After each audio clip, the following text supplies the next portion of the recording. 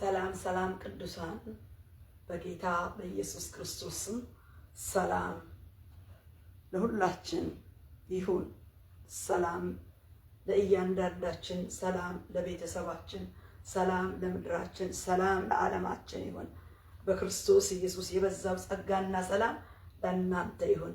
በዓለም ዙሪያ ላላችሁ ኢትዮጵያውያን፣ ኤርትራውያን እግዚአብሔር ይመስገን። ይህን መልእክት ለምታደምጡ ለምትከታተሉ ሁሉ እግዚአብሔር ይባርካችሁ፣ ጸጋ ያብዛላችሁ፣ እግዚአብሔር ፊቱን ያብራላችሁ፣ እግዚአብሔር ቃሉን ያጽናላችሁ፣ እግዚአብሔር በመንገዳችሁ ይቅደም ይውጣ ይባርካችሁ።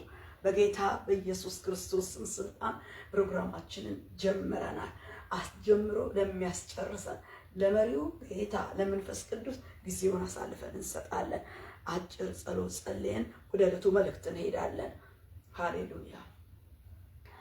ቸርነህና ምሕረትህ ለዘላለም ነውና የዘላለም አምላካችን እግዚአብሔር ሆይ በኢየሱስ ክርስቶስ ስም ክብር ላንተ ይሁን ብለን በምስጋና ወደ አንተ እነሆ እንቀርባለን። በደሙ በኩል ወደ አንተ እንቀርባለን። በነሱ መስተስሪያ በኢየሱስ ክርስቶስ ደም በመረጨት አቤቱ በድካማችን በማይፈርድብን በሊቀ ካህናችን በክርስቶስ ሊቀ ክህነት በደሙ ምልጃ በስርየቱ ደም በኩል አቤቱ ራሳችንን በፊት እናቀርባለን።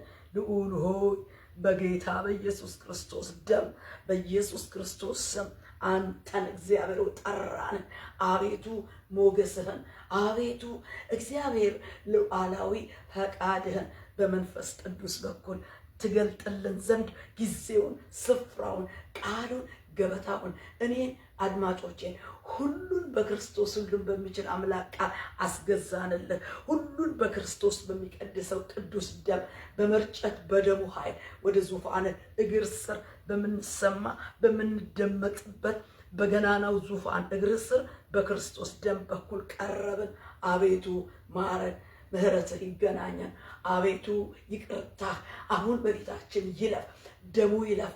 ኢየሱስ በኢያሪኮ እንዳለፈ በዚህ ያልፋል እንደተባለ ጌታዬ እንዳለፍ በርጠሜሎስን እንደተገናኘ እነሆ እውሩን እንደፈወስ ኢየሱስ በዛ እነሆ ስታልፍ እነሆ ሾላ ላይ የወጣውን እነሆ ዘኬዎስን እንዳየ ና ውረድ ዛሬ በቤት እውል ዘንድ ይገባኛል እንዳልከው እንዲሁ ዛሬ ከኛ ጋር ልትውል አሁን ልታገለግለን ይገባልና ጊዜውን ላንተ ሰጠን። ጊዜውን ላንተ በእውነት ና ብለህ ውረድ ብለህ እቤቱ እንደገባ ዛሬ በኢየሱስ ስም በዚህ ጉባኤ በዚህ አገልግሎት አሁን እለፍ፣ አሁን ግባ፣ ዋናውን ስፍራ ያዝልን። ልዑል አይምሮችንን ክፈትልን፣ አንደበታችንን ክፈትልን። ለምናገረው እግዚአብሔር በመንፈስ ቅዱስ አንደበቴን ሩጥ አድርገን እንድትፈታው አፍህን ወክዬ እንደ ነቢይ እግዚአብሔር እንደመረጠው እንደጠራት ሰው ሆኜ ውክልናህን ይዤ በጠራኸኝ አምላክ ፊት ቃልህን ይዤ በዘመኑ እንዳስቀመጥከኝ እንደ ነቢይ በኢየሱስ ክርስቶስ ስም በፊት ቆሜያለሁ። ሞገስ ይክደነኝ፣ ክብርህ ይገለጥ፣ ፈቃድህ ይለፍ። መንፈስ ቅዱስ የአብን የወልድን በሰማይ ያለውን ፈቃድ አሁን በምድር ሆነ በእኛ ውስጥ ያደርክ የጊዜው መሪ የጊዜው ፈጣሪ መንፈስ ቅዱስ ቃሉን አብርሆቱን ግለጠው። የሚቆጣጠር የሚገዳደር እግዚአብሔር ሆይ የሚዋጋ የቃልን አብርሆት ምንጭ ሊደፍን የሚወጣ ሰማያትን ሊዘጋ የሚፈልግ የሰሚን ጆሮ የሚደፍን የተናጋሪን አፍ የሚቋቋም በኢየሱስ ክርስቶስ ስልጣን የታሰረ ይሁን። በኢየሱስ ክርስቶስ ደም ኪዳኑ ይፍረስ። መንገዱን በመንገዱ በደሙ ተመረቀ መንገድ ዘጋን፣ በቃል ቆለፍን፣ ስምህን ጠራን። ጊዜያችንን ባርክልን። አሜን። ሁሉን ላንተ ሰጠን። አቤቱ በደላችን ስሬት ባለው ደም በኩል ከድነን መንፈስ ቅዱስን በኢየሱስ ስም ሾምን። ልዕልናህን ልቀትህን ጠራን። ከፍ በልልን። ያውልህ ሁለንተናዬን በደም በመርጨት ላንተ ሰጠው። እኔንም ህዝብንም ተናገር። አሜን። እንደወደድክ እለፍ። አትወሰን፣ አትገደብ። በቁመቴ በልኬ አትገደብ።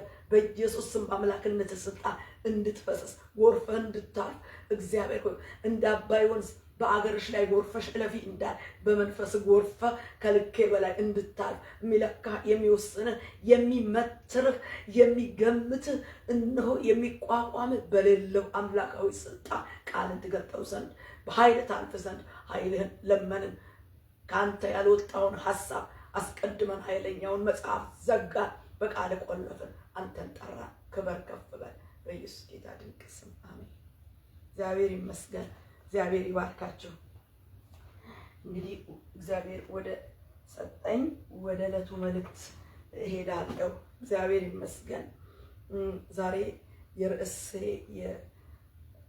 ዛሬ ላካፍለው ያለው ቃል ርዕሱን የሟርት ቃል ወይም የሟርት ድምፅ፣ የሟርት ቃል ወይም የሟርት ድምፅ ማለት እንችላለን። የሟርት የመርገምት ቃሎች፣ ድምፆች። የእግዚአብሔር ድምፅ ከሰማይ በመንፈሱ እንደሚመጣ ሁሉ ከጨለማው ዓለም ደግሞ የእግዚአብሔር ያልሆነ እግዚአብሔር በእኛ ላይ ያላሰበውን ያላለውን መናፍስቱ ያለውን በብዙ ሟርትና ድግምት መናፍስታዊ አሰራር መስዋዕትን በማቅረብ ግብርን ስልዕትን በመስጠት በልዩ ልዩ መጠጥ በልዩ ልዩ ደም ኪዳንን ይዞ አሟርቶ ማለት እግዚአብሔር ባላለው ቃል ደጋግሞ በድግምት ቃል ስምን በመጥራት ፎቶን በመያዝ የምድርን አፈር ጨብጦ በመያዝ ወዝን የተለያየ የኛ የሆነውን ምስል በመያዝ ስምን በመጥራት እየደገመ እየረገመ ከዛ በኋላ ከመናፍስቱ ዓለም ከጥልቁ ዓለም የሚወጣውን ቃል በገሃድ ዓለም ያሟርታል ማለት ነው። ቃሉን ያወጣል ማለት ነው። እና ብዙ በእግዚአብሔር ቃል ውስጥ ያሉ ሟራቾች አሉ፣ ሟራተኞች፣ ሟራቴዎች፣ ሞራ ገላጮች አሉ። መናፍስቶች የሚወክሏቸው የመናፍስትን የጥልቅ ዓለም ድምፅ በገሃድ ዓለም ይዘው እየወጡ በምድር ላይ በዘመን ወራት ቀናት ላይ በሰዎች ላይ በግል በቤተሰብ በህብረት በቤተ ክርስቲያን በአገር በማህበረሰብ በዘመናት ላይ በወራት ላይ በቀናት ላይ በምድራት ላይ እርግማንን ይዘው ይወጣሉ፣ ሟርትን ይዘው ይወጣሉ፣ የሟርትን ቃል ያውጃሉ ማለት ነው። በቃ የሟርትን ቃል ደጋግመው ሲናገሩት ያ ከመናፍስት ዓለም በብዙ ስለትና ግብር በብዙ መስዋዕት ኃይል በብዙ ድጋፍና ምርኩዝ የወጣው ቃል በሰዎች ላይ በምድር ላይ በጊዜ በዘመን ላይ ተጽዕኖ ያመጣል ማለት ነው። እና እነዚህ አይነት መናፍስቶች በገሃድ ዓለም ስጋ ለብሰው ሊገለጡና የሟርትን ድምፅ የመርገምን ድምፅ በጥንቆላው ዓለም ከመናፍስቱ ጋር ጥልቅ ግንኙነትን በማድረግ መስዋዕትን በማቅረብ በብዙ ደም መራጨት፣ ሽቶ መራጨት በመስዋዕት ኃይል ራሳቸውን ለመናፍስቱ ዓለም የሰጡ ከመናፍስቱ ጋር ጥብቅ ቁርኝትና ግንኙነት ያላቸው እነዛ ከጨረሱ በኋላ ያንን የጨለማውን ዓለም ወደ ገሃድ ወደሚታይ ዓለም ይዘው ቃል ያወጣሉ ማለት ነው። ያንን ነገር እየለየን እኛም ከእግዚአብሔር የወጣውን ቃል እያወጣ መገልበጥ አለብን ማለት ነው። በግልም ይሁን በቤተ ክርስቲያንም ይሁን በምድራችንም ይሁን በዘመናት በወራት በቀናት ላይ የሚወጡትን የቀኑን ረጋሚዎች ይላል። በቃ ቀኑን የሚረግሙ ሌዋታንን የሚያንቀሳቅሱ ቀኑን የሚረግሙ ረጋሚዎች ይላል። ቀን የሚረገም ምን ቀኑን በመርገም ታላቅ የተባለውን ትልቁን ሌዋታን የተባለውን አለቃውን ያንቀሳቀሱታል። አለቃውን እንደ ሞተር የሚያንቀሳቀሱት የቀን ረጋሚዎች አሉ ማለት ነው። እንደዛ መናፍስት ዓለም የሚሰሩ ከሆነ እኛ ደግሞ ለዚህ ዓለም እግዚአብሔር የወከለን የእግዚአብሔር የመንግስቱ ሰራተኞች እኛም ደግሞ በእግዚአብሔር መልካም በመሆነው ቃል ዘመኑን ዋጁ ይለናል፣ ወራቱን ዋጁ ይለናል፣ የክፉን ሟርት ቃል ሁሉ ዋጁ ይላል። በቃ ዋጁ። ዘመኑ ክፉ ነው። ዘመኑን ምን በሉት አለ? ዋጁት። እንዋጃለን። በምድር ላይ የወጣውን የመናፍስት የሟርት ቃል በእኛ ላይ በእያንዳንዳችን ስም ላይ ጤና ላይ ኢኮኖሚ ላይ አገልግሎት ላይ ቅባት ላይ ዘመን ቁጥር ላይ በቃ የሚወጣውን ቃል በእግዚአብሔር ቃል እንሽራለን። ይህን በመሰለ ጥቂት ነገር አብረን እናያለን ማለት ነው። ይሄ ሟርት ሲባል ሟርት አንድ የምንድን ነው? የጥንቆላ ስራ ነው። ሟርት፣ ድግምት፣ ስልበት፣ አስማት፣ መተት፣ ጥንቆላ የተያያዙ ነገሮች ናቸው። ዘዳግም 18 ምን ይላል? ዘዳግም 18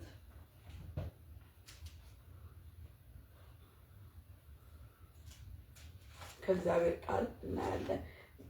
ተያያዥነት አላቸው። ተሳሳቢነትና ተረዳጅነት አላቸው በመናፍስቱ ዓለም እነኚህ ነገሮች። እንደዚህ ይላል አምላክ እግዚአብሔር ወደሚሰጥ ምድር በገባህ ጊዜ እነዚያ አሕዛብ የሚያደርጉትን እርኩሰት ታደርግ ዘንድ አትማር። ወንድ ልጁን ሴት ልጁን በእሳት የሚያሳልፍ ሟርተኛ፣ ሞራ ገላጭም፣ አስማተኛ፣ መተተኛ፣ በድግምት የሚጠነቁልም፣ መናፍስትን የሚጠራ ጠንቋይም፣ ሙታን ሳቢ በአንተ ዘንድ አይገኝ። ይህንን የሚያደርግ ሁሉ በእግዚአብሔር ፊት የተጠላ ነው። ስለዚህም እርኩሰት አምላክ እግዚአብሔር ከፊትህ ያሳድዳቸዋል። አንተ ግን በአምላክ በእግዚአብሔር ዘንድ ፍጹም ሁን። የምትወርሳቸው እነዚህ አሕዛብ ሞራ ገላጮችንና ሟርተኞችን ያደምጣሉ። አንተ ግን እንዲህ ታደርግ ዘንድ አምላክ እግዚአብሔር ከልክሎሃል ይላል። በቃ እነኚህ አሰራሮች አንተ አሁን አስገባሃለሁ ባልኩ በምትወርሰው በከነዓን ምድር ላይ ምድሪቱ እንድትተፋቸው ከምድር እንዲነቀሉ ያደረኩበት የተጸየፍኩት ስራ ነው ይሄ ስራ። እና እዛ ስትገባ እንደነኚህ አይነቶቹን አንተ የኪዳን ሕዝብ ነህ። አንደኛ እንዳታደርገው ተከልክለሃል። ሁለተኛ ደግሞ የሟርተኛውን የሞራ ገላጩን ድምፅና ቃል እንዳታደምጠው፣ እንዳትሰማው፣ ሰምተ ምላሽ እንዳትሰጠው፣ በቃ እንዳታደርገው፣ እንዳትሰማው። አስቀድሞ እግዚአብሔር ሊወርሱት ያለው ከነዓንን እና በከነዓን ያለው ምን አይነት ነገር እንዳለና ህዝቦቹ ምን አይነት አምልኮት እንዳላቸው የባዕድ አምልኮ የጣዖት አምልኮ እግዚአብሔር በቃ የተተወበትና መናፍስታን ባዕድ አምልኮት የነገሰበት እንደነኚህ አይነት። ስለዚህ ከምድሪቱ ላይ ተፋኋቸው፣ ነቀልኳቸው፣ እነሱን አሳድዳለሁ፣ አንተን ግን በምድሩ ላይ ተክልሃለሁ ብሎ እግዚአብሔር ነው ያንን ህዝብ ከግብፅ ባርነት ነፃ አውጥቶ ከነዓንን እንዲወርስ ያደረገው ማለት ነው። በከነዓን ያለው አምልኮት የእግዚአብሔር አምልኮት አይደለም እና እግዚአብሔር ደግሞ ህዝቡን እዛ ሲያስገባው ከዚህ አይነት ነገር እንዳያደርገው ደግሞ እንዳይሰማው እንኳን ተናግሮ ያወጣው ህዝብ ነው ማለት ነው። እነኚህ የኪዳን ህዝቦች እንደዚህ ተናግሯቸዋል እና እነኚህ መናፍስቶች ስራቸው ስናይ በሰው ላይ ጉዳትንና ጥፋትን ነው የሚያደርሱት። በምድርም ላይ እርግማንንና ክስረትን ነው የሚያመጡት መናፍስቶቹ። እግዚአብሔርን ደግሞ እግዚአብሔር እንደ እግዚአብሔርነቱ እንዳይመለክ፣ እንደ እግዚአብሔርነቱ ክብር እንዳይሰጠው፣ ሰውና እግዚአብሔር በትክክል አምላካዊ እግዚአብሔራዊ ግንኙነት እንዳያደርጉ እና ወደ መናፍስቱ ዓለም ወደ ሰይጣናዊ ወደ አጋንንታዊ ዓለም ሰዎችን ለራሳቸው ማርከው እንዲገዙ መጨረሻም ለሲኦል አብረው ለተፈረደበት ፍርድ እንዲዳረጉ የሚያደርጉ ክፉ መናፍስቶች ናቸው። የሰዎችን አእምሮ በመግዛት በመቆጣጠር ሰዎችን በቃ ሃንድል ያደርጋሉ።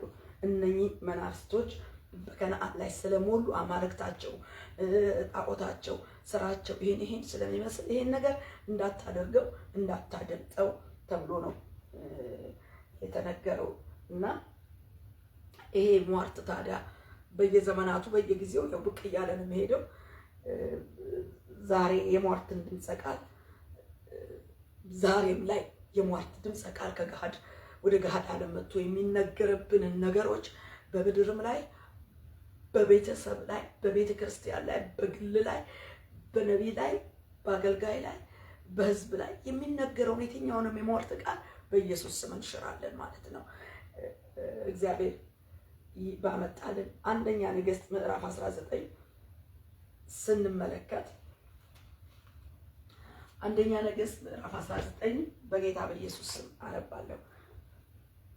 አክዓብ በጌታ ስም አነባለሁ። አክዓብም ኤልያስ ይህን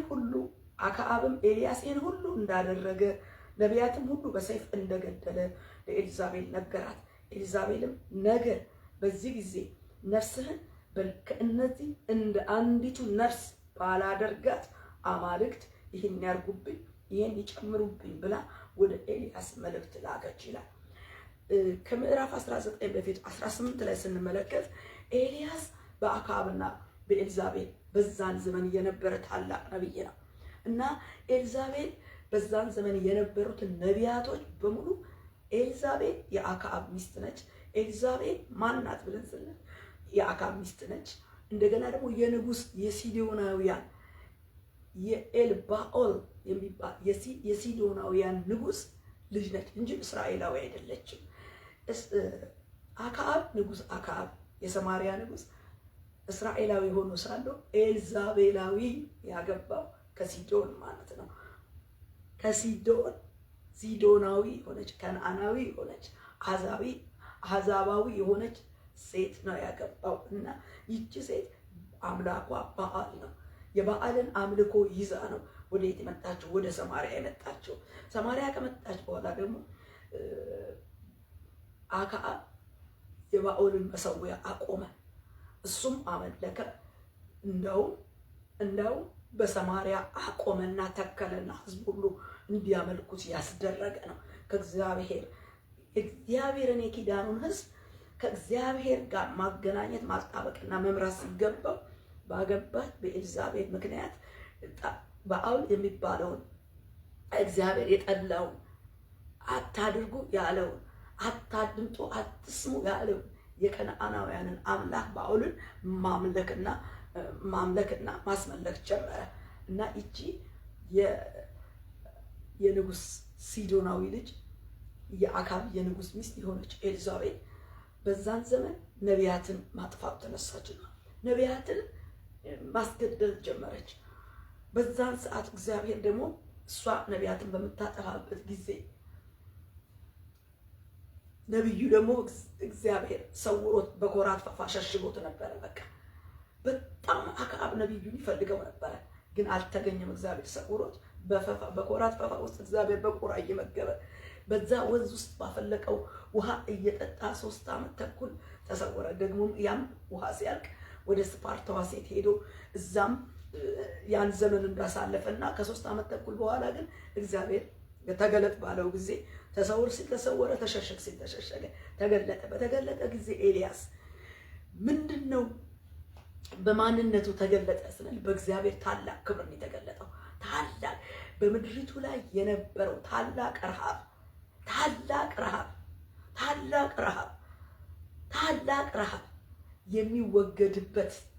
የሚወገድበት ድርቅ የሚወገድበት ታላቅ እጅ የምታክል ትንሽ ደመና ይዞ ከዛ ደግሞ ምድርን የሚሞላ ዝናብ ይዞ ነው የወጣው። ድርቅን የሚያስወግድ ረሃብን የሚሽር ዝናብ ይዞ መጣ። እግሩን ተከትሎ ዝናብ ይዞ መጣ። ኤልያስ ከኮራፈፋ ተመሽጎ ተሸሸከ ተባለ ቦታ ሲወጣ፣ ሁለተኛ ደግሞ ምንድነው ያደረገው? የበዓል ነቢያቶችን በሙሉ ሰብስቦ አምላካችሁን ጥሩ አለ። የበዓል ኤልዛቤል የበዓል ነቢያት ያሏት በገበታዋ ዙሪያ 450 የባኦል ነቢያት 400 የአጸድ ነቢያት የነበሯት በገበታዋ ዙሪያ የተቀመጡ የእግዚአብሔርን ነቢያት አጥፍታ የራሷን ነቢያት በራሷ ዙሪያ የሰበሰበች ሴት ናት። የእግዚአብሔር ነቢያትን ግን አስገድላለች፣ አጥፍታለች። ብዙ ነቢያት በሳው ዘመን ተገለዋል። የእግዚአብሔር ቃል እንደሚል ምን ይላል? አንደኛ ነገሥት 18 ላይ እኔ ባሪያ ከትንሽነቴ ጀምሬ እግዚአብሔርን እፈራ ነበር። ኤልዛቤል የእግዚአብሔርን ነቢያት ባስገደለች ጊዜ 100ውን የእግዚአብሔር ነቢያት ወስጄ 50 በዋሻ ውስጥ ሸሽጌ እንጀራና ውሃ የመገብኳቸው። ይህ ያደረኩት ነገር በውኑ ለጌታ ያልታወቀምን እያለ ይናገራል። አያችሁ፣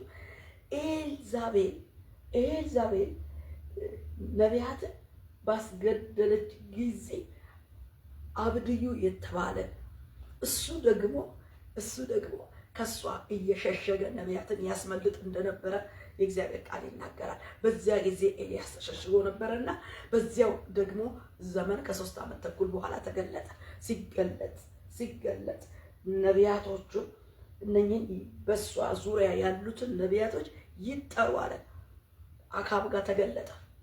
አክዓብ ጋር ፊት ለፊት ከተገላለጡ በኋላ አሁን አለ አንተ ኤልያስ ባገኘው ጊዜ እስራኤልን የምትገለባበት የእግዚአብሔርን ትእዛዝ ትታችሁ የምትገለባበት አንተ ነህ አለው። ኤልያስም እስራኤልን የምትገለባብጡ የእግዚአብሔርን ትእዛዝ ትታችሁ በአውልምን የተከተላችሁ አንተና የአባት ቤት ናቸው እንጂ እኔ አይደለሁም አለው። ከዛ በኋላ ጥራ ነው ነብዩ ንጉሱን አዞ እነኛን የባኦል ነቢያትና የአጸድ ነቢያት ይሰብሰቡ ይጠሩ አለ። እኔ ከነቢያት አንድ ቀርቻለሁ፣ እነሱ ግን ብዙ ናቸው። እውነት አምላክ እግዚአብሔር ከሆነ እነሱ መስዋዕት ያቀርቡ፣ እኔ መስዋዕት አቀርባለሁ። ሰምቶ በሰዓት የሚመልስ እሱ አምላክ ነው። በዚህ ይገለጥ፣ በዚህ ምልክት ይሁን አለ። ተወራረደ በእግዚአብሔር ፊት። ከምሽግ የወጣው እግዚአብሔር አምላክ መሆኑን ሁሉም አውቆ ለእግዚአብሔር ክብር ሰጥቶ እግዚአብሔርን ያመልክ ዘንድ ዛሬ እግዚአብሔር ልዩነት ያደርጋል። በቃ ልዩነት ያደርግ። እናንተ ብዙ ናችሁ ነቢያቶች፣ እኔ ግን እግዚአብሔር ገላ ጨርሳ እኔ ብቻዬን ቀርቻለሁ። እናንተ ብዙ ስለሆናችሁ እናንተ አቅርቡ። መጀመሪያ ናቸው ተሰበሰቡ። መስዋዕቱን ሰርኩን ሊያሰበስቡ የባኦል ነቢያት ወጡ። አምላካቸውን ጠሩ፣ እንጨቱን አኖሩ ይላል። ሁሉም ወይፈኑን አዘጋጁ፣ መስዋዕቱን አቀረቡ። አምላካቸውን ቢሉት አልመጣም። ኤልያስ እየተላገደባቸው ተኝቶ እንደሆነ አምላካችሁን ቀስቅሱ እያለ አምላካቸው ወርዶ በሰዓት ምልክት ሆኖ አምላክነቱን አልገለጠም። ለምን? ጣዖት ስለሆነ እግዚአብሔር ስላይደለ። ብቻውን የነበረው ነቢዩ ደግሞ ከዛም በኋላ እሱ ደግሞ መስዋዕቱን አዘጋጀና የእግዚአብሔርን ስም ጠራ። እግዚአብሔር ያ ሁሉ ሕዝብ እያየ እስራኤል ተሰብስቧል። ተሰብስቧል። እስራኤልስ ተሰብስቧል። እነኛም ነቢያት ተሰብስበዋል። ነቢዩ ኤልያስ ግን ብቻውን ነው እና መስዋዕቱን አቅርቦ የአብርሃም የይስሐቅ ያዕቆብ አምላክ ሆይ እባክህ ስማ፣ ዛሬ አምላክ እንደሆንክ ይገለጥ ዘንድ ብሎ ጮኸ። አቤቱ የአብርሃም የይስሐቅ የእስራኤል አምላክ ሆይ አንተ በእስራኤል ላይ አምላክ እንደሆንክ እኔም ባሪያህ እንደሆንክ ይህንንም ሁሉ በቃል እንዳደረገ ዛሬ ይገለጥ። አንተ አቤቱ አምላክ እንደሆንክ ልባቸውን ደግሞ እንደመለስ ይህዝ ያውቅ ዘንድ ስማኝ፣ አቤቱ ስማኝ አለ። የእግዚአብሔር እሳት ወደቀች፣ የሚቃጠለው መስዋዕት እንጨቱንም ድንጋዩንም አፈሩንም በላች። በጉድጓድም ውስጥ ያለውን ውሃ ላስችላል። እሳት ከሰማይ ወደቀ። እሳት ከሰማይ ወድቆ መስዋዕቱን በላ። እንግዲህ ይሄ ምልክት እሳት የወደቀው እሱ አምላክ ይሁን ያለው። ስለዚህ ምን አደረጉ? እግዚአብሔር እርሱ አምላክ ነው፣ እግዚአብሔር እርሱ አምላክ ነው አሉ። ኤልያስም ከዛ በኋላ አምላክ ነው ብለው በግንባራቸው ህዝቡ ተደፋ። ክብሩ እና ልዩነቱን ያየ ትውልድ፣ በአይኑ ያየ ትውልድ ለእግዚአብሔር ክብር በመስጠት ለእግዚአብሔር ሰገደ። ባኦል ነው አምላክ ወይስ እግዚአብሔር ነው አምላክ? ሰምቶ በሰዓት የመለከው እሱ እግዚአብሔር ነው ብለው ለእርሱ ለእግዚአብሔር ተደፍተው ሰገዱ። ልዩነቱን ያወቁ አምላካቸውን ያዙ፣ ጨበጡ፣ አከበሩ። ከዛ በኋላ ነቢዩ ምንድን ነው ያለው? አምጡ አለ ከባኦል ነቢያት ጥራ፣ ሰብስባ ነው ራሱ ኤልዛቤል አክዓብን። በኤልዛቤል ዙሪያ ይቀመጡ የነበሩ እነኛ የበዓል ነቢያቶች፣ እነኛ የአጸር ነቢያቶች ይሰብሰቡ፣ አንድም አይቅሩ አለ። በቃ ከዛ በኋላ ወደ ቂሶን ከባኦል ነቢያት አንድ ሰው እንዳያመልጥ ያዙ አላቸው። ያዟቸው። ኤልያስም ወደ ቂሶን ወንዝ በዚያ አሳረዳቸው ይላል እና እነኛን የባኦል ነቢያት ካሳረደ በኋላ ያ ድርቅ ከምድሪቱ ላይ እንደተወገደ እጅ የምታህል ዳመና ቁጥር 41 ላይ ስናይ እጅ የምታህል ዳመና ወጣ። ከዛስ በኋላ ጎርፉ በቃ ድርቁን የሚሽር ታላቅ ዝናብ ወረደ። ኤልያስ እሳት ይዞ ነው የመጣው። ኤልያስ ዝናብ ይዞ ነው የመጣው። ኤልያስ ክብር ይዞ ነው የመጣው። ኤልያስ የባኦል ነቢያትን እነሆ ለማስወገድ ስልጣን ይዞ ነው የመጣው። ከየት ከፈፋ ከተሸሸገበት ሲወጣ ይህን ታላቅ ስራ ሰርቶ እንዳለ ምዕራፍ 18 ይነግረናል። ከዚህ በኋላ ቅድም እንዳነበብኩላችሁ ምዕራፍ 19 ቁጥር 1 እና 2 ላይ እነኛ በገበታዋ ዙሪያ ነቢያቶቿ ያለቁባት ኤልዛቤል በኃይለኛ ቁጣ ተሞልታ በኤልያስ ነገ ላይ እነገው ላይ ሟርትን አወጣች። እነገው ላይ አጠፋሃለሁ በአማልክቷ ምላ በኃይለኛ ቁጣና ቃል ወጣች። ኤልዛቤል አለችው ነገ አለችው። በቃ ነገ እነገው ላይ ሞት አወጀች። እነገው ላይ እግዚአብሔር አላለው። እግዚአብሔር ብዙ ስራ ነው ያለው። ኤልያስ ነገ ላይ እግዚአብሔር ትልልቅ ስራ ነው ያለው። ሟርተኛዋ ግን ከጥልቅ ዓለም ነቢያቶቿ ያለቁባት በእግዚአብሔር ክብር ተገልጦ ነቢያቶቿን የመታባት የአጸር ነቢያት የባኦል ነቢያት ገበታዋ ዙሪያ የመታባት ነቢያቶቿ ያለቁባት ኤልዛቤል ግን ነገ አለች። በቃ እንደዛ እንዳጠፋቸው እንደዛ እንደኔ ነቢያቶች አንተ እንዳጠፋቸው አማልክት ይሄን ያርጉብኝ ይሄን ይጨምሩብኝ ነገ እንደዛ ባላደርግህ ነገ አለችው። ነገው ላይ ወገኖች ዛሬ ያለን ነገ እግዚአብሔር መልካም አጀንዳ አድርጎልን ብዙ ነገር እየጠበቀን እያለ መናፍስት ዓለም የተቀጣው መናፍስት ድል የተነሳው ባኦል መጣችለት። ወኪሏ ኤልዛቤል ወጣች ወደ ነቢዩ እግዚአብሔር ወኪል አርጎ በዓልን ለማስወገድ ድርቅን ለማስወገድ ክብሩን በልዩነት ለመግለጥ የተጠቀመበትን ማንን ኤልያስን ለማጥፋት እንደ ትላንት አንተ እንዳጠፋቸው እኔ ደግሞ አንተን ነገ አለችው። በቃ ነገ በአማልክቷ ስም ማለት ነገ ትጠፋለህ አለችው። ነገ አንተም እንዲሁ እንዳጠፋቸው ባኦልን ነቢያቱን እንዳጠፋ አንተ ደግሞ ትጠፋለህ። ይሄን ደግሞ በአማልክቷ ስም ይሄን ያርጉብኝ አማልክት ብላ ነው ማለችው። አይገርም? እንደዚህ ነው ያወጣችበት አዋጅ። እንደዚህ ነው ያወጣችበት ቃል አወጣች። ይሄን ታላቅ ነቢይ እነገው ላይ የጨለማውን እቅድ ያሟረተችበትን የረግ ከበስተጀርባ ያደረገችው ነገር ታውቃለች። ኖርማል ቃል አይደለም ያወጣችው የተናገረችው ኤልዛቤል። ለምን እንደሆነ ነግራቸዋለሁ። ኖርማል ያልሆነው ይሄ ሰው ታላቅ ነቢይ እሳት ከሰማይ ያወረደ የባኦልን ነቢያት ያሳፈረ ያዋረደ ያሳረደ የሐሰትን ነቢያት በሱ ጊዜ የጠረገ ይሄ ታላቅ እያለ ንጉሥ አክዓብ እሱ አምጣቸው ብሎ ሰብስቦ በፊቱ ጭጭ ነው ያደረጋቸው። በቃ ኃይል ይዞ ነው የወጣው። እግዚአብሔር ማንነት ይዞ ነው የወጣው። ተገለጥ ተብሎ ነው የወጣው። ተሰወር ተብሎ ተሰወረ፣ ተገለጥ ተብሎ ነው የተገለጠው። የድርቅ የረሃብ ዘመን የተወገደበት ታላቅ ዝናብ ይዞ ነው የመጣው። ለትውልዱ ለምድሩ ለጊዜው ያንን ዝናብ ይዞ ነው የወጣው።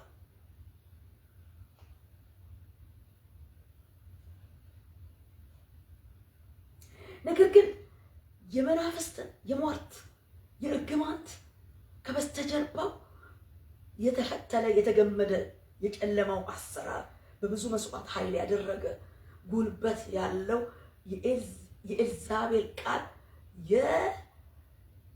የነቢዩን ይሄን ታላቅ ስራ የሰራ የነቢዩን ነገር ሲያመሰቃቀል እንመለከታለን።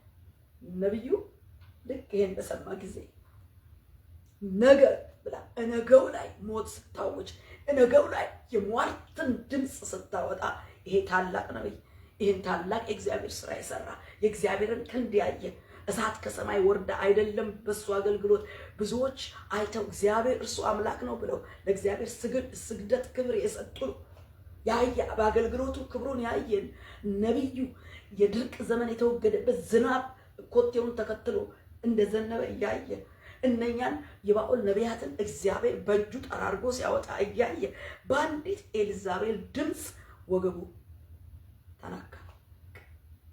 ለምን? ድምፁ ኖርማል ድምፅ አይደለም። ስለዚህ ምን አደረገ? ኤልያስ ይላል ፈራ፣ ፈርቶሳ ሸሸ ይላል። ኤልዛቤልም ነገ በዚህ ጊዜ ነፍስህን ከነዚህ እንደ አንዱ ነፍስ ባላደርጋት አማልክት ይሄን ያርጉብኝ ይሄን ይጨምሩብኝ ብላ ወደ ኤልያስ መልእክተኞች ላከች። ኤልያስም ፈርቶ ተነሳ ይላል። ነፍሱንም ሊያድን ሄደ ይላል። ወገኖች ምን አይነት ድምፅ ነው ይሄን ታላቅ ነቢይ ወገብ የፈታው? ይሄን የእግዚአብሔርን ክንድ ያየ ሰው እንዴት ነው የፈራው? እንዴት ነው ስፍራ ለቆ ወደ ምድረ በዳ ሄደው? ወደ ምድረ በዳ ሄደው የሟርት ድምፅ መርገማዊ ቃል በነገው ላይ ብዙ አጀንዳ እየጠበቀው ነገው ላይ ሞት ሳይሆን እሱ ጋር የእግዚአብሔር ሰማያዊ ያልተፈጸመ የሚሰራ አጀንዳ እሱ ላይ እያለ እሱ ነገ ላይ እሷ ባወጣችው ሟርት ግን ድምፅ ሰጥ አትስማ፣ ድምፁን አትስማ ነበር የተባለው። እዚህ ጋር በአንድም በሌላም ነገሩ ድምፅ ሲሰጥ እንሰማለን፣ ምላሽ ሲሰጥ እንሰማለን። ለኤልዛቤል ድምፅ ኤልዛቤል ላወጣችው ድምፅ ኤልያስ ፈራ፣ ተነሳ፣ ከዛ ሸሸ፣ ሄደ፣ ስፍራ ለወጠ፣ ሄደ፣ ምድረ በዳ ሄዶ በክትክታ ስር ወደቀ። ምድረ በዳ ላይ ወደቀ።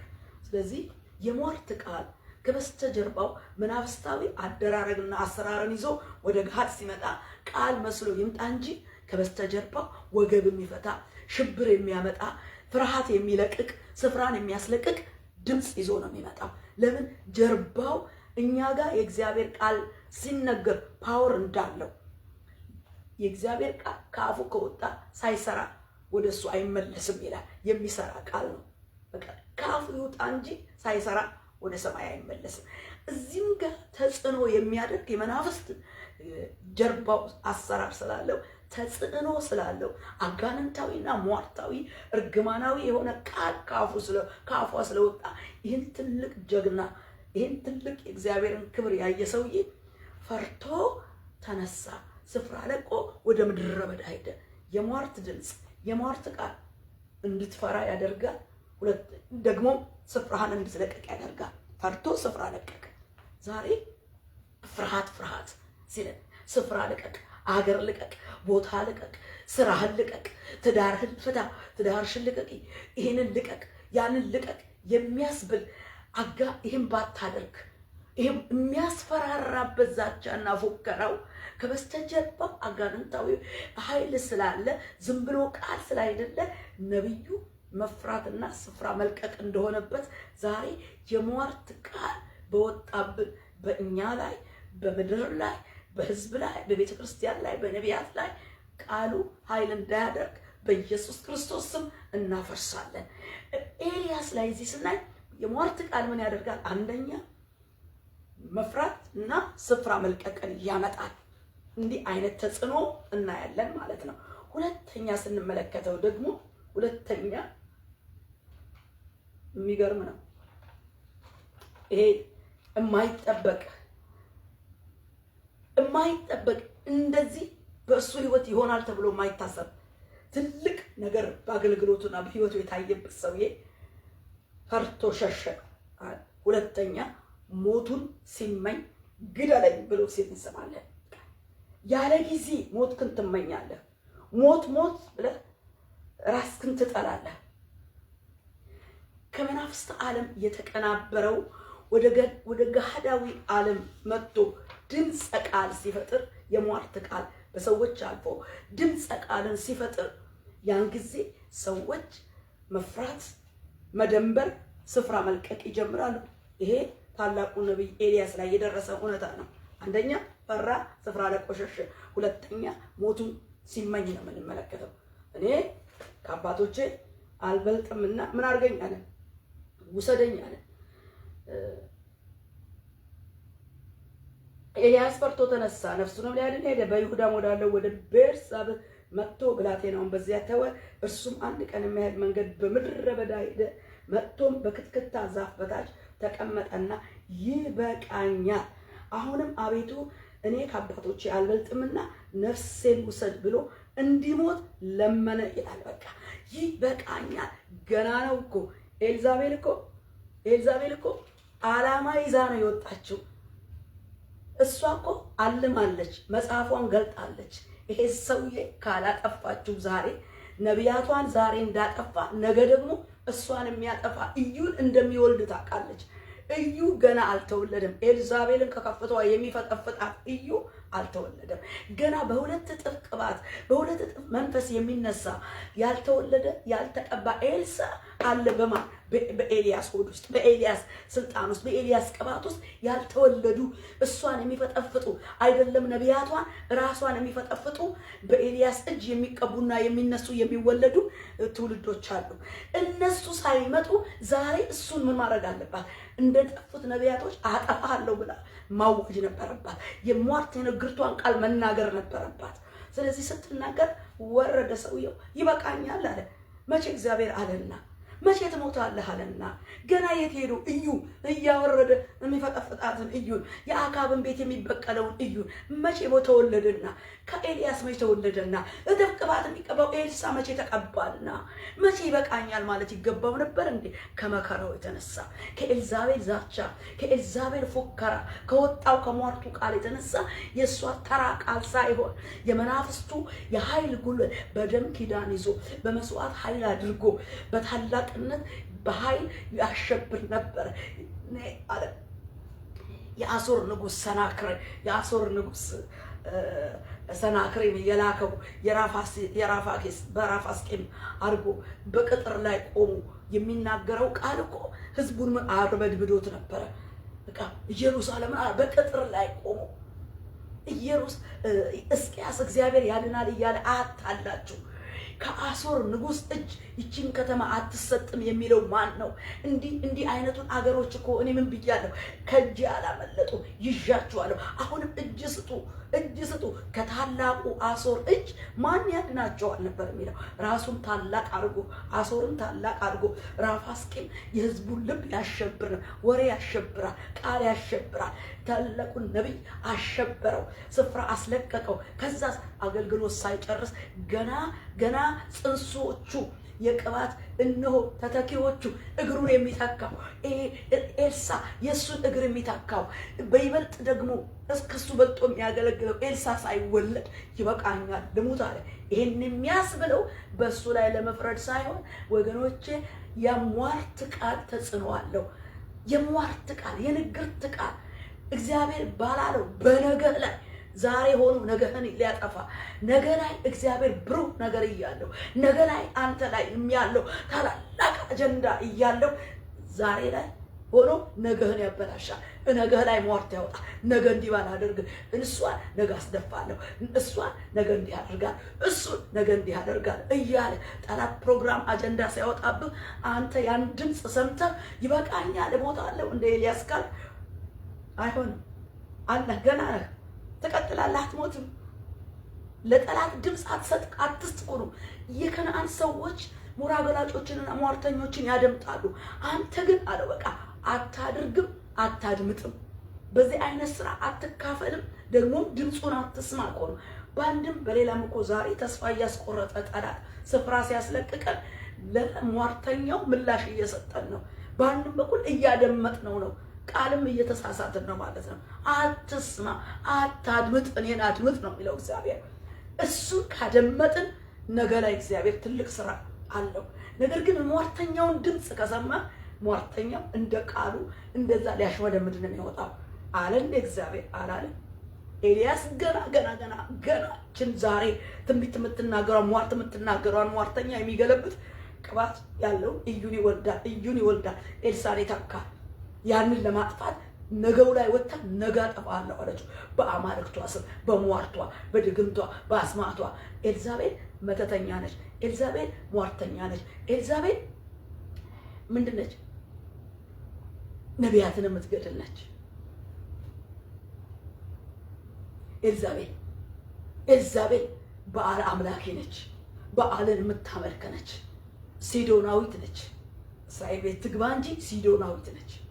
በእስራኤል ምን ሆነ ያቆመች ነች?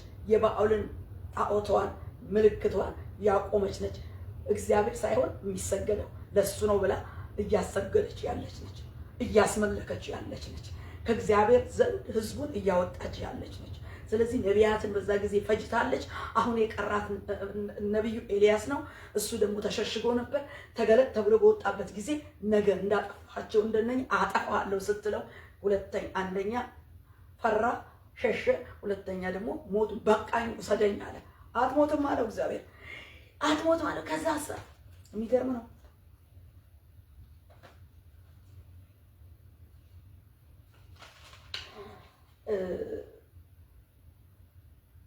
ከዛ ሶስተኛ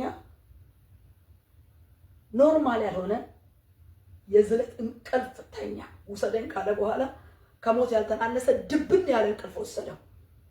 የድካም እንቅልፍ አልኩት እኔ፣ ወይም የዝለት እንቅልፍ፣ ኖርማል ያልሆነ እንቅልፍ ተኛ። ነብዩ አንቀላፋ።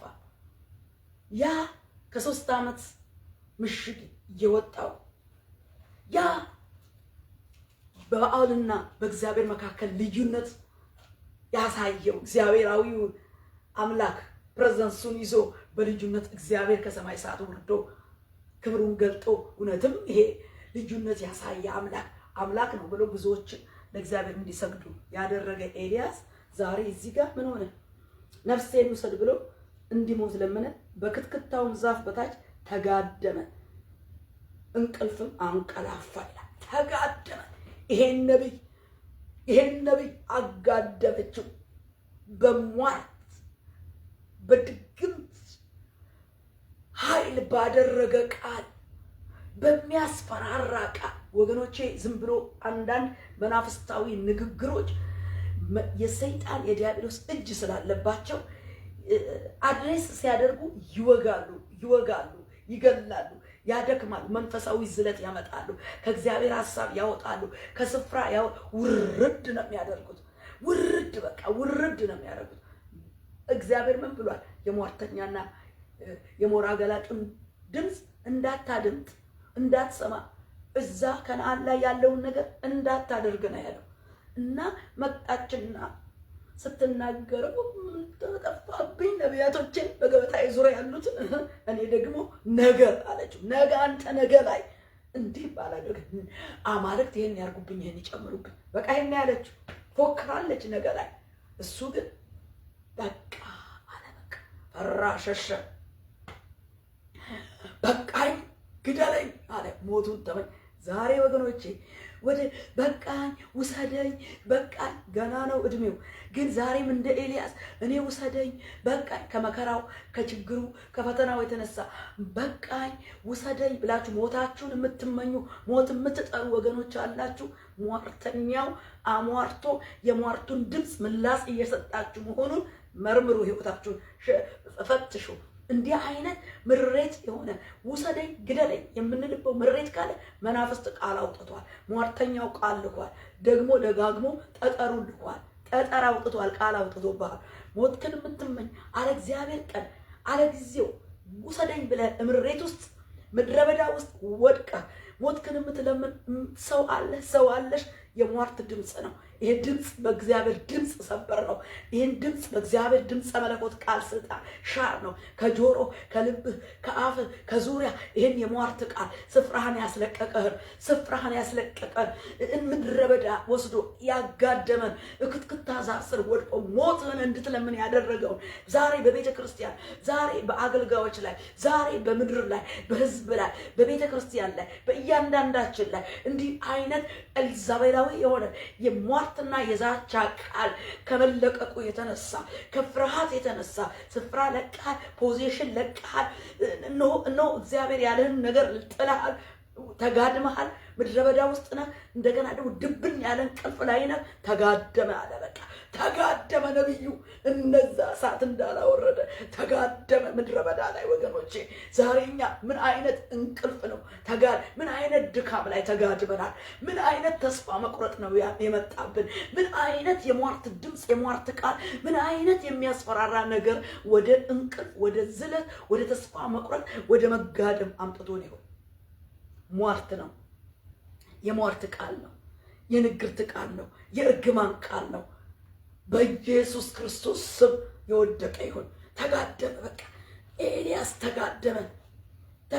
ተኛ ይላል። የሚገርማችሁ ግን እግዚአብሔር ኤልያስ በኃጢአቱ የፈጠረው ችግር አይደለም።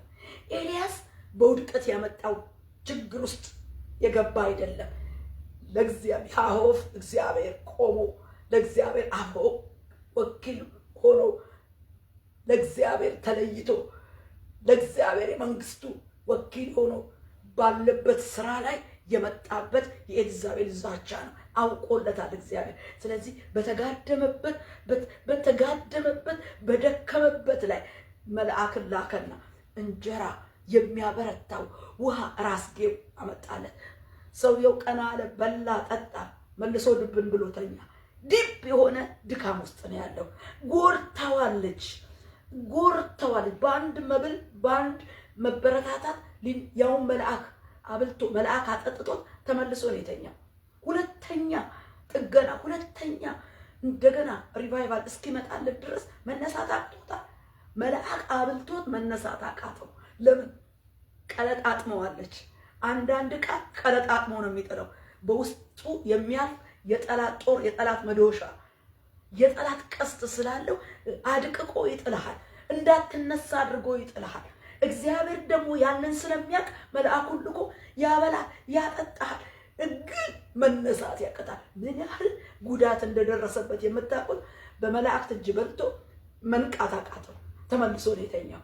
አንዳንድ ጊዜ ከመናፍስት ዓለም በሰዎች አፍ ውስጥ የሚነገሩ ንግግሮች፣ የሚላኩ የሟርት የእርግማንት የክፉ ሰዎች አፍ ቃል ብቻ ሳይሆን ክፉ ዓለም ውስጥ ያለው ጨለማው ዲያብሎስ ሰይጣን እንደ ጦር መሳሪያ አድርጎ በሚልከው ቃል ውስጥ ፍላጻው ሲገባ ሲጎዳ መነሳት ያቀታል። በአንድ ጊዜ መጽናት መነሳት ያቀታል። እግዚአብሔር ግን ስለሚያ ሁለተኛ ጊዜ መልአኩን ልኮ አበላው አጠጣው ይላል። ከዛ ከበላ ከጠጣ በኋላ 40 ቀንና 40 ሌሊት እስከ ኮሬብ ተራራ ድረስ የሚሄድበት ምን አገኘ? ኃይል አገኘ። አልተጣለም። ይሄ ሰውዬ አንፈርድበትም፣ አልተጣለም። ትላንት እሳት አውርዶ ዛሬ ምድረ በዳ ወርዶ ቢወድቅም ሞቱን ተመኝቶ ግደለኝ ቢልም ዲፕ የሆነ ድካም ውስጥ ገብቶ ቢተኛ አወዳደቁ እንደ እግዚአብሔር ቃል በጽድቅ ነውና እግዚአብሔር ደግሞ በጽድቅ ደግፎ በቀኙ ኃይል አስነሳው። ተነሳ ነው በቃ ተነስ ሂድ አለው። ሄደው ወደ ኮሬብ። ከዛ በቃ እግዚአብሔር ጋር መጨረሻ ተናገረው። ኤልያስ እዚህ ምን ትሰራለህ አለው። በቃ ኤልያስ እዚህ ምን ትሰራለህ? እኔማ ለእግዚአብሔር ቀርቻለሁ። እኔማ ነቢያት ሁሉ አልቆ እኔ ብቻዬን ቀርቻለሁ። እኔንም ነፍሴን ይሸዋታል አለው። በቃ ነው አዎ ሂድ አለ። በመጣበት ምድረ በዳ መንገድ ተመለስ አለው። ሂድ አዛሄልን ቀባል፣ ሂድ እዩን ቀባል፣ ሂድ ኤልሳን ቀባል፣ ሂድ ገና ነህ፣ ተመለስ ወደ ቦታ፣ ሂድ ወደ ስፍራ። ተጋድመህ አትቀርም። አንተማ ጀግና የዘመናችን ኤልያስ ተኝተህ አትቀርም። ተነስ፣ በዚህ ቃል ቀሰቅስሃለሁ። ተነስ የዘመኑ ኤልያስ እምን ከኮራት ፈፋ ወጥተህ ተአምርና ድንቅ እግዚአብሔር ባንተ ሰርቶ ዛሬ ግን እክትክታ ምድረ በዳ ወድቀህ የተኛህ ያንቀላፋ የተጋደምከው አሁን የዘመኔ ኤልያስ፣ አሁን የጊዜው ኤልያስ ተነስ፣ ስራ ባንተ አለው። ተነስ፣ አልተቋረጠም ያንተ ነገር። ተነስ፣ አነቃሃለሁ በእግዚአብሔር ቃል። አንተ ኤልያስ ተነስ አለ። ካንተ የሚወጣ ይችን ስፍራ ያስለቀቀችን ይችን ቃሏ እነሆ አንተን አድቅቆ ምድረ በዳ ወስዶ የጣለን ኤልዛቤልን ከከፍቷ የሚፈጠፍጥ እግዚአብሔር በአካብ ቤት ላይ ያወጣውን ፍርድ የሚፈጽመው እዩ በአንተ እጅ ይነሳ። የእዩ አባት ነህ፣ እዩን ትወልዳለህ። የኤልሳ አባት ነህ፣ ኤልሳን ትወልዳለህ። ስለዚህ ተነሳ፣ ሂድ፣ በመጣበት ምድረ በዳ ተመለስ። በቃ ተመለስ፣ ዛሬ ተመለሽ እህቴ፣ ተመለስ ወንድሜ። በምን ሁኔታ ነው በድቀ ምድረ በዳ ያንቆራፋ ያለው? ተነስ፣ አነቃለሁ። እንካ የእግዚአብሔርን ቃል ብላ ጠጣ። እንካ የእግዚአብሔርን መንፈስ ጠጣ። እኔንም እንዲሁ የሚያበላ የሚያጠጣ እነሆ የወደቅን ዛሬ በተለያየ መንገድ እየተመታን የኤልዛቤል ፍላጻ የወጋን የዲያብሎስ ሰይጣን ፍላጻ የወጋን ያስነቀሰን ያጋደመን ዛሬ በኢየሱስ ስም ተነሳ፣ ተነሺ። በእግዚአብሔር ቃል ቀሰቀሰን፣ እግዚአብሔር ቀሰቀሰን መንፈሱ። ተነስ ደግመህ ብላ፣ ተነስ ደግመህ ጠጣ። ተነስ አለ ካንተ የሚወለድ ገና አልወለድክም። እሷም እኮ የነቃችውና ቀድማ አንተ ነገ ላይ የወጣችው ነገ የሚወለደውን ካንተ ስለምታውቅ ዛሬ ላይ አፍና ኤልያስን ከገደለች እዩ አይመጣባትማ።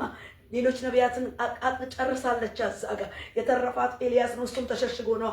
እሱ ደግሞ ከሱም የወጣው ደግሞ የራሷን ራስ ከከፍቷ ፈጥፍጦ የሚያወርድ ነው። በኩሉ አትድንማ፣ በአብለባበሱ አትድንማ። ጌታውን የገደለ ዘምሪ ሆይ ብላ ተኳኩላ ከፍተዋ ላይ መስኮቷን ከፍታ ስታይ መስሏት ልትወጋ ልትጥል እጅ ሞርተኛ መተተኛ መስሏት ሌሎችን እንደወጋችሁ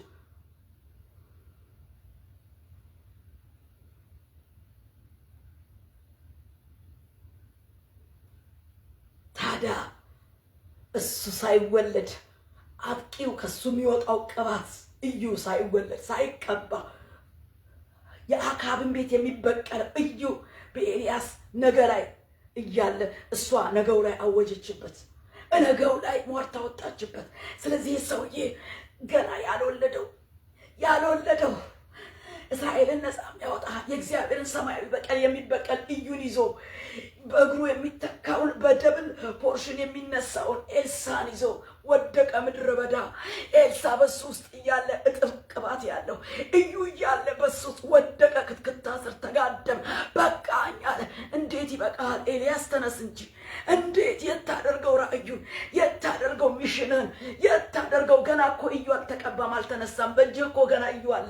ገና እኮ ኤልሳ አለ በእጥፍ ቅባት የሚነሳ ኧረ ገና ነው። ኤልያስ ሟርት ብታወጣብህ ኤልሳቤል ንግር ብታወጣብህ ፍላጻዋ ቢወጋህ ስፍራ ቢያስለቅቅህ ምድረ በዳ ሄዶ ቢያጋድምህ ነገር ግን አለ እግዚአብሔር እያበላ እያጠጣ ተመለስ ወደ በኮሬብ እስከ ኮሬብ ሄደና ተመለስ አሁን ወደ ስፍራ ተመለስ ወደ ስፍራ ሂድ አዛሄልን ቀባ ሂድ እዩን ቀባ አስነሳልኝ ሂድ ኤልሳን ቀባ አስነሳልኝ አለ።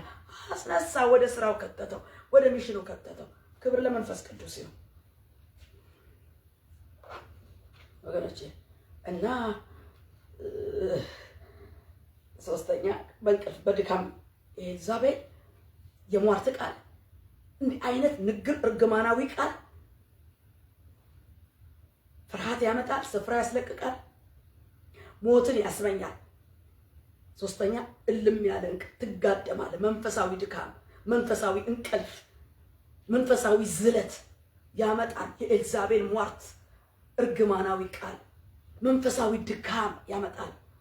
እንዲህ አይነት መሰል ሁኔታዎች ሲመጡ ከበስተጀርባው ለነጋችን ላይ ያለው የእግዚአብሔር ቅድበኛ እንዳይፈጸም ዛሬ ላይ የወጣብንን ሟርት በኢየሱስ ክርስቶስ ደም ኪዳኑን ሰበረን። በኢየሱስ ክርስቶስ ስልጣን አሽመድማጁን አጥመልማዩን ይሄ አስወራጁን ገና ነገ ያልተወለደውን ዛሬ ላይ አይቶ እነሆ ዛሬ ላይ እንዳጠፉት ነቢያት ሊያጠፋ የወጣው ይሄ መንፈስ በኢየሱስ ክርስቶስ በኢየሱስም ከዘመናችን ኤልዛቤልን ነግራ አሟርታ እዩ እንዳይወጣ እሷን እና የአካብን ቤት እግዚአብሔር የፈጸመውን ያንን በቀል እንዳይሰራ እንዳይፈጽም ለዘላለም ተንሰራፍታ ከፍታን ይዛ ልትቀመጥ መስሏት እዩ ሌሎችን እንዳጠፋች ኤልያስን አጥፍታ አልቻለችም። ሟርቷ ፈረሰ፣ ንግርቷ ፈረሰ።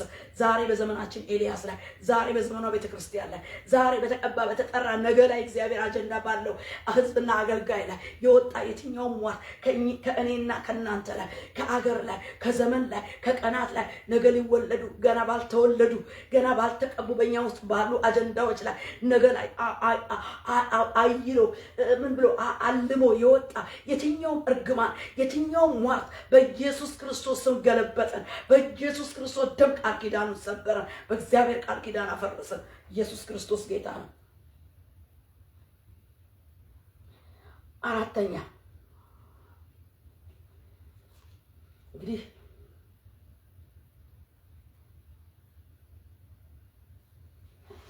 ክብር ለመንፈስ ቅዱስ ይሁን።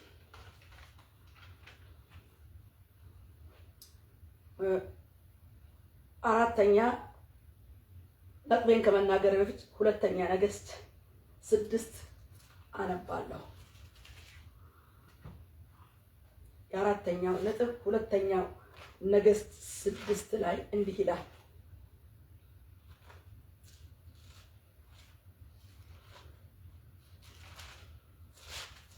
በጌታ በኢየሱስ ክርስቶስ ስም አነባለሁ።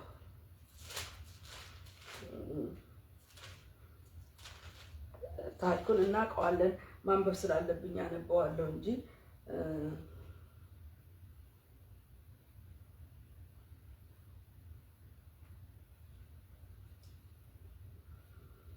እንዲህ ይላል።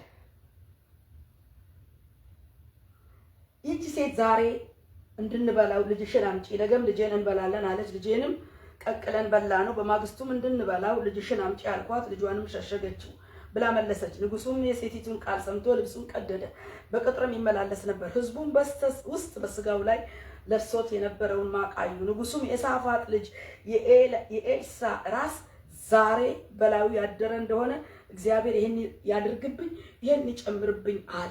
ኤልሳ ግን በቤቱ ተቀምጦ ነበር፣ ሽማግሌዎችም ከሱ ጋር ተቀምጠው ነበር። ንጉሱ ሰው ላከ። መልእክተኛውም ገና ሳይደርስ ለሽማግሌዎች ይህ የነፍሰ ገዳይ ልጅ ራሴን ይቆርጥ ዘንድ እንደላከ እዩ። መልእክተኛው በመጣ ጊዜ ደጁን ዘግታችሁ ከልክሉት አለ። የሟርት ደጅ ይዘጋል። የሟርት ቃል ወደ ቤት ወደ ውስጥ እንዳይገባ አስቀድሞ ደጅ ይዘጋል። አስቀድሞ በር ይቆለፋል። አራተኛ ነጥቤ ደጅ ዝጋ። ለሟርት ቃል ለመርገምት ቃል ላወጣብህ ኤልያስ ላይ እነገው ላይ ነው። ኤልሳ ደግሞ በኤልያስ ምትክ የተተካው ኤልሳ ደግሞ በሚገርም ነገር ዛሬ ያለው እሱ ደግሞ በማን ስም ነው? በአማልክት ስም አይደለም፣ በእግዚአብሔር ስም ነው የመጣበት። ይሄ ደግሞ ከውስጥ ነው የመጣው። ከውስጥ እይኡራ ምን አለ? በእግዚአብሔር ስም በሰማርያ ታላቅ ረሃብ ሆኗል። የረሃቡ መንስኤና ችግሩ ነብዩ ኤልሳ አይደለም፣ የራሳቸው ችግር ነው። ሆኖም ግን እሱን ደግሞ በሚገርም ሁኔታ ስንመለከት ነብዩ ኤልሳ ብዙ ጊዜ ንጉሱ ሰማርያ አደጋ ሊመጣባት ከበባ ሲደረግ አስቀድሞ አይቶ አስቀድሞ እያፈረሰ ንጉሱ ከተማውን ከብዙ አደጋ ያዳነ ነው። እንደውም አንድ ጊዜ ሶርያ ንጉስ ማን ነው ከመካከላችን ሚስጥር እያወጣ ለእስራኤል የሚያቀርበው? ማን ነው? ይሄንን አይደለም ጌታዬ፣ ከኛ ውስጥ አይደለም። በዶታይን የተቀመጠው ኤልሳ የሚባል እኛ እዚህ የምናቅደውን እቅድ ሁሉ እሱ በቤቱ ቁጭ ብሎ ይሰማል።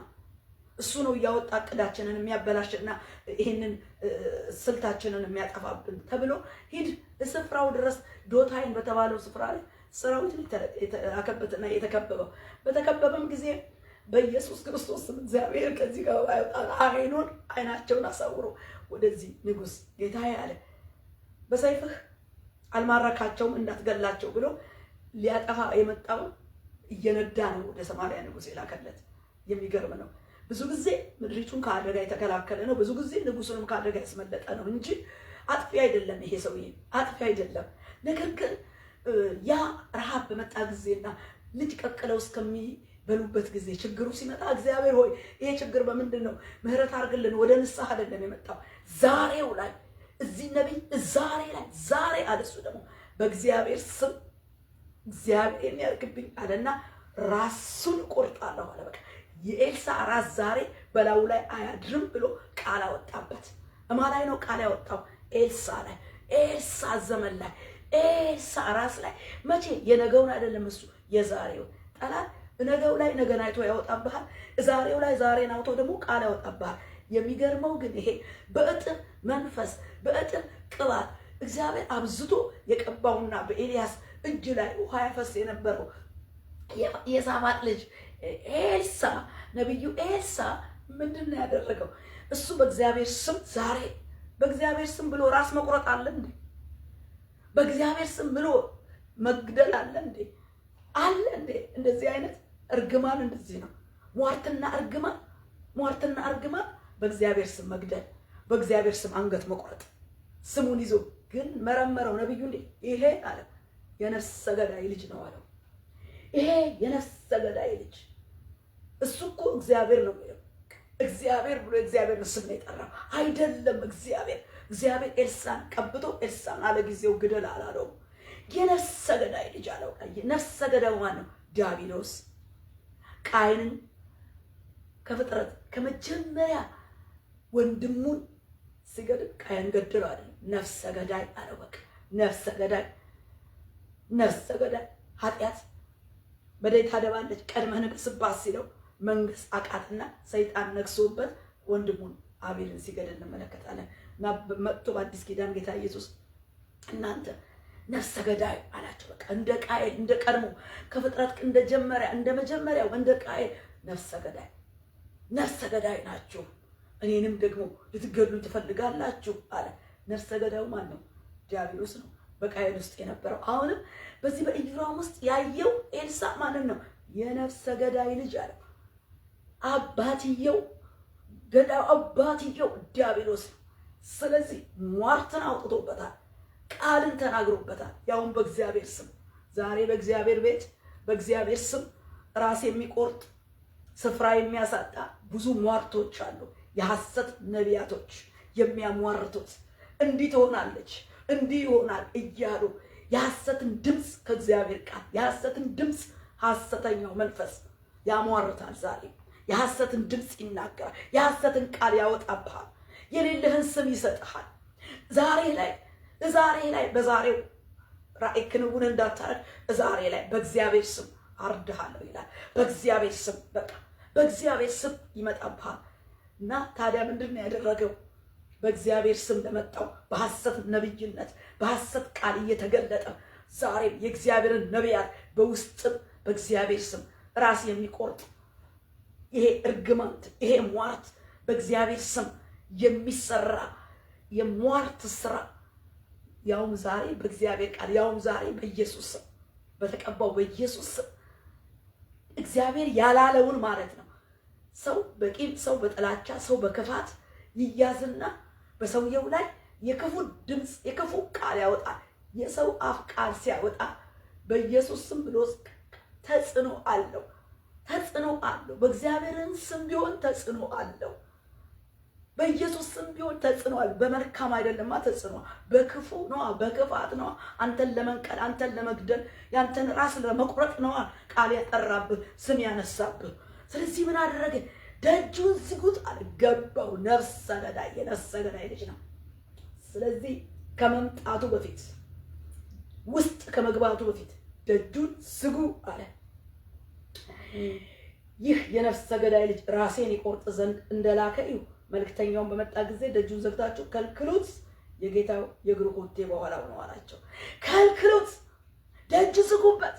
ዛሬ በእኔና በእናንተ ላይ በቤተ ክርስቲያን ላይ በምድራችን በኢትዮጵያ ላይ በዓለማችን ላይ የመጣ በር እያንኳኳ በዘመን በወራት በቀናት ላይ የወጣ እርጉምና እርኩስ የሆነ ራስ የሚቆርጥ የቤት ራስ የሚቆርጥ የወርቅ ራስ የሚቆርጥ የአገልግሎት ነገር የሚቆርጥ ያሸተ ያፈራ ፍሬ ነገር የሚቆርጥ ቁርጡ የሚል ያንተን ያፈራ ነገር ያንተን ፍሬያማ ነገር የሚቆርጥ በእግዚአብሔር ስም ወደ አንተ የሚመጣ ከእግዚአብሔር ቤት ከቤቱ ከአገልጋዮች ተብዬ ከሐሰት አገልጋዮች ከሟርተኞች የሚወጣ ቃል በኢየሱስ ክርስቶስ ስም ስልጣን ደጅ ዘጋንበት።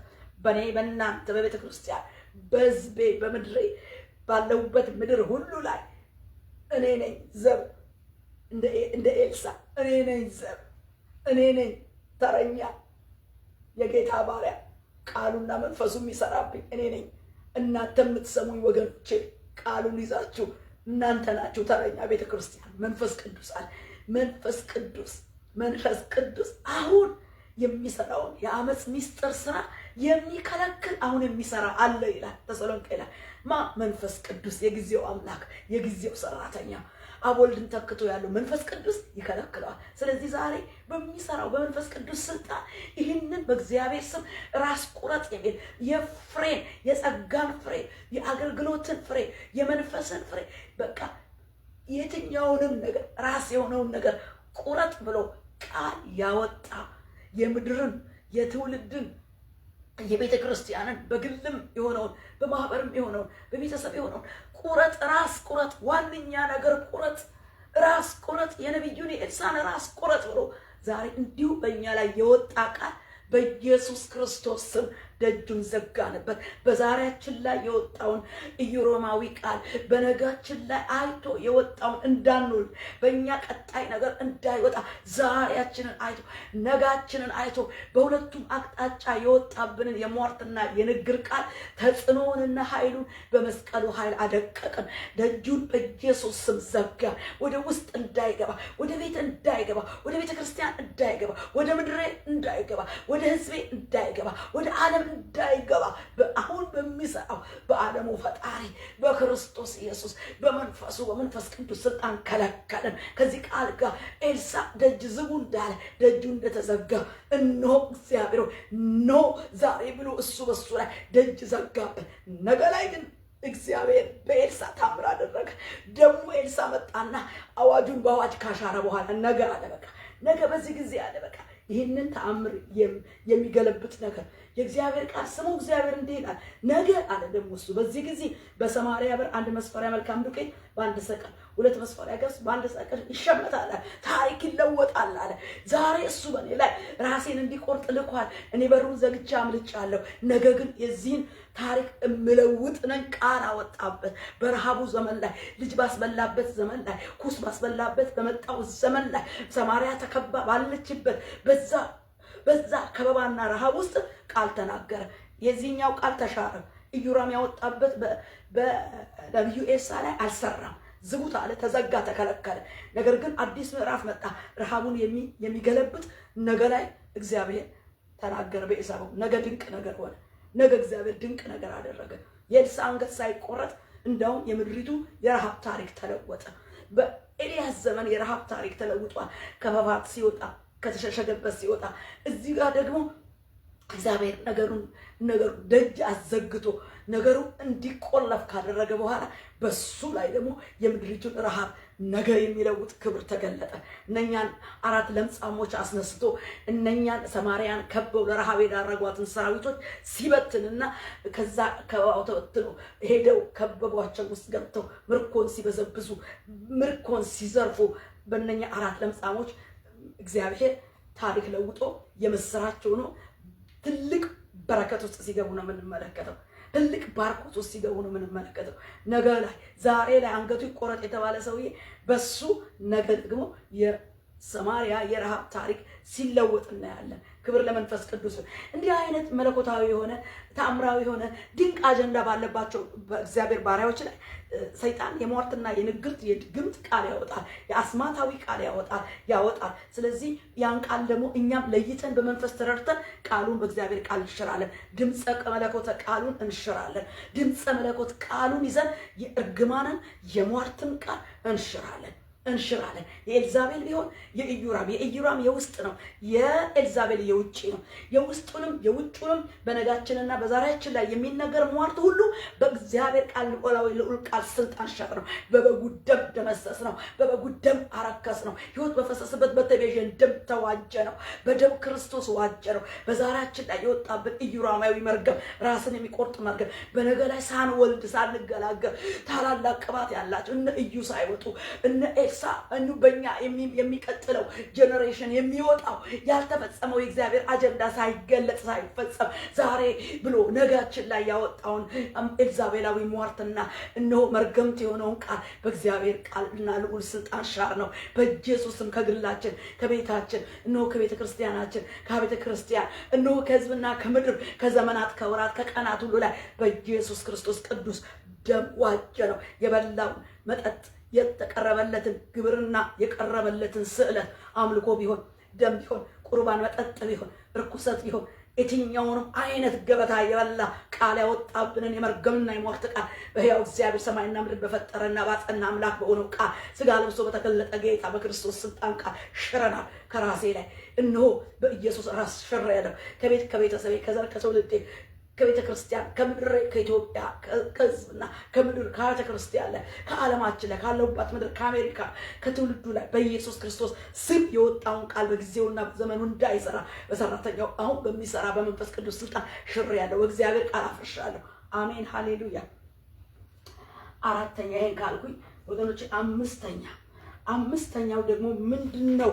አምስተኛ ደግሞ ሐዋርያት 16 ከ16 እስከ 19 ስንመለከት አምስተኛ አስመሳይና ሸንጋይ የሟርትን መንፈስ አጥምድ ነው። በቃ አጥምድ።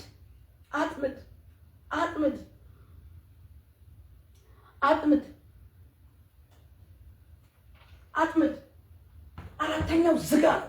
ዝጋ። በሟርተኛው ድምፅ የወጣብን ድምፅ ደጁን ቆልፍ፣ በሩን ዝጋ ነው። አሁን ደግሞ አጥምድ። ይቺ ሐዋርያት ላይ ያየናት ደግሞ ሟርተኛ ነች። ለጌቶቿ ትርፍን የምታተርፍ ነጋዴ አትራፊ፣ የብዙዎችን እየገፈፈች አንድ ኪስ ውስጥ የምታስገባ እና ጌቶቿ ያውቃሉ፣ ሰራተኛዋን ለምን እንደሚገለገሉባት ያውቃሉ። እሷ ደግሞ ጉዞዋ አድራሻዋ ጉዞዋ ወዴት ነው? ወደ ጸሎት ቤት ነው።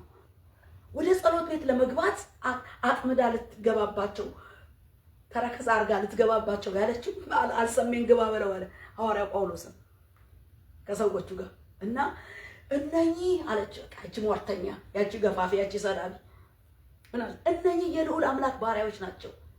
ወደ ጸሎት ቤት እየሄዱ ተከትላቸው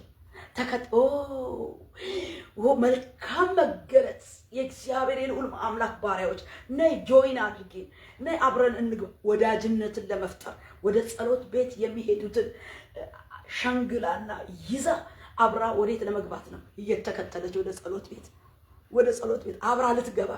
ይሄን ነበር አቅዷ፣ ዓላማዋ ይሄ ነበር። ላንብብላችሁ የእግዚአብሔር ቃል ስለሆነ በማንበብ ይገባል። እንደ ቲዮሪ በአፍ ብቻ ከመናገር እንደዛ አምናለሁኝ። እኔ ሳነበው ደስ ይለኛል። በጌታ በኢየሱስ ስም አነባለሁ። የሐዋርያት ሥራ 16 ላይ ወደ ጸሎት ስፍራ ስንሄድ የሟርተኝነት መንፈስ የነበረባት ለጌቶቿም እየጠነቆለች ብዙ ትርፍ ታመጣ የነበረች አንዲት ገረድ አገኘችን። እርሷም ጳውሎስንና እኛን እየተከተለች የመዳንን መንገድ የሚነግሯቸው እነዚህ ሰዎች የልዑል አምላክ ባሪያዎች ናቸው ብላ ትጮህ ነበር። ይህንንም እጅግ ቀን አደረገች። ጳውሎስ ግን ተቸገረና ዞር ብሎ መንፈሱን ከእርሷ እንድትወጣ በኢየሱስ ክርስቶስ ስም አዝሃለሁ አለው። በዚያም ሰዓት ወጣ። ጌቶቿም የትርፋቸው ተስፋ እንደወጣ ባዩ ጊዜ ጳውሎስንና ሲላስን ይዘው ወደ ገበያ በሹማምንት ፊት ጎተቷቸው ይላል። ሲበቀሏቸው እንመለከታለን። ሲያስሩ፣ ሲያንገላቱ፣ ሲደበድቡ እንመለከታለን። ለምን? ዋና ትርፋቸው ሴትየዋ ሟርተኛ ነች፣ ጠንቋይ ነች፣ እየጠነቆለች እያሟረተች ስጋ ለብሳ በውስጧ በመንፈስ አሰራር ትርፍ የምታመጣ የቤት ሰራተኛ ናት። ስለዚህ እሷን የያዙት ለቤት ሰራተኛ ለጉልበቷ ብቻ ሳይሆን በመንፈስ እየዘረፈች ለምታመጣበት ስራ ይዘዋታል ጌቶቿ ማለት ነው። እና እቺ ወዴት አሁን ጉዞዋን ልታደርግ ፈለገች? ጉዞዋ ወደ እግዚአብሔር ቤት። እነኚህ ሰዎች ወዴት ነው የሚሄዱ? ወደ ጸሎት ስፍራ ነው የሚሄዱት። ወደ ጸሎት ስፍራ ሲሄዱ አብራ ወዳጅ መስላ አብራ ልክ መንፈሳዊ ቋንቋ ተላብሳ ሽፋን ሰጥታ መንፈሳዊ ሽፋን ሰጥታ አብራ ወዳጅነት ፈጥራ አብራ ልትገባ ተጉዛ አብራ ደግሞ ቤት ውስጥ ገብታ የቤቱን በረከት እየሳበች እንደ ማግኔት እየሳበች የእናቱን ጡት እንደሚጠባ እየመጠመጠች ደግሞ የቤቱን በረከት አሳልፋ ልትሰጥ መስላ ከነ ጳውሎስ ጋር የመጣችው ተብላ ስፍራ እንዲሰጣ የቦታ ስፍራ እንዲሰጣ ታላላቆችን መስላ ልትገባ ሞክራ ነበር። ግን አጠመዳት። ብዙ ጊዜ ግን እኔ እንደሚመስለኝ ብዙ ቀን ተቸግረዋል። ለይቶ ለማውጣት ተቸግረዋል። ይቺ ሴት ብዙ ጊዜ እነሱ ተጨንቀውባታል፣ ተቸግረውባታል። አንድ ቀን ግን እግዚአብሔር አበራላቸው። በናዝሬቱ በኢየሱስ ክርስቶስ ስም ውጣ አለው። ወጣ። አስመስሎ ገብቶ በቤቱ ውስጥ ደግሞ ብዙ ዘረፋና ብዝበዛ ለማድረግ እድል አላገኘም መንፈሱ። ወገኖቼ ዛሬ መናፍስትን ሊዘርን አድርገን ስንቱ የሚሸነግለን አለ። ስንት አይነት ሰው አለ። መረቡ እኮ አዞውንም አውሬውንም አሳውንም ያጠምዳል። በቃ መረቡ ያጠምዳል። ባህሩ የያዘው ብዙ ነገር ነው የያዘው። አሳ ብቻ አይደለም የያዘው። ዛሬ እኮ ይሄ አብረን አለን የምንለው አንድ ማህበረሰብ ነን፣ አንድ ቤተሰብ ነን፣ አንድ ጣራ ስር ነው የምንገባው፣ አንድ መንፈስ ጠጥተናል ብለን የምንለው እንኳን የተለያየ ዲዘርን ያላደረግነው ዘራፊ የሆነ እንደ ማግኔት በረከትክን እየሳበ ምጥጥ አድርጎ ቀፎ እያደረገ የሚጥልህ መንፈስ አሰራር አለ። ሳታውቀው እየተጠጋ እንደ ናሴት የሚላጭ ሾተላይ ላሽ መርገምት ሟርት በቃ ጸጋህን ምጥጥ እያረገ ያገለገለ እየመሰለ ቦግ ብሎ ጸጋው ሲወጣ እንደገና ውሃ እየረጨ እያወረደብህ እየላጨ እየደገመ እየረገመ ብዙ መንፈሳዊ መልክ ይዞ ግን ለይተን ሳናወጣና ሳንለየው አብሮነት ይዞ ጓደኛና ወዳጅነትን ፈጥሮ በእግዚአብሔር ቤት ውስጥ የሚመላለስ የሟርት መንፈስ አለ። ወጋው። በኢየሱስ ስም የተወጋ ይሁን። በኢየሱስ ክርስቶስ ስም ዛሬ ጳውሎስ የለም። ተረኛው ግን ሰራተኛው አምላክ መንፈስ ቅዱስ አለ። መንፈስ ቅዱስ ከቤቱ ተመሮ ከስፍራው እንዲወጣ የሚያደርግ ህዝቡን በሟርት መንፈስ ሸንግሎ በአታላይነት መንፈስ ሸንግሎ እግዚአብሔር እንዲማረር ስፍራ እንዲለቅቅ መንፈስ ቅዱስን ቦታ ያሳጣ የሟርተኝነት ሽንገላ ያለበት ቤቱን የሞላ ትውልዱን ያታለለ የገፈፈ የመጠመጠ ይሄ የሟርተኝነት አታላይና ሸንጋይ መንፈስ በኢየሱስ ክርስቶስ ስም ለይተን በስሙ ስልጣን አፈረስ ነው። ከህይወታችን፣ ከአብሮነት፣ ከወዳጅነት፣ ከማህበር፣ ከአገልግሎት፣ ከአገልጋዮች፣ ከቤተ ክርስቲያን፣ ከማህበረሰብ በቃ እግዚአብሔር እስከ ዓለም ዳርቻ ድረስ በኢየሱስ ክርስቶስ ስም የመጨረሻውን ዘመን ክፋትና ጥፋት አስመስሎ የሚወጣበትን ሽንገላ በእግዚአብሔር ቃል አጠመድ ነው። በኢየሱስ ክርስቶስ ስም ብለን ውጣ ብለን በእግዚአብሔር ቃል አዘዝ። ይውጣ፣ ይለይ፣ ራሱን ይግለጥ። በኢየሱስም የእግዚአብሔር ራስ የሆነው ስልጣን ራሱን እየገለጠ ከአብሮነት ከወዳጅነት እየተፋታ እንዲወጣ ቃል ለቀቅ። እንዳይመቸው ከዚህ በኋላ እንዳይመቸው መልካም መንፈሳዊ ሽፋን ይዞ ሰላቢው፣ ሟርተኛው፣ ነገረኛው እንዳይመቸው ዛሬ በኢየሱስ ክርስቶስ ስልጣን በእውነት በእግዚአብሔር ቃል አዛለሁ። ይሄም ሟርት ይቺ ሟርተኛ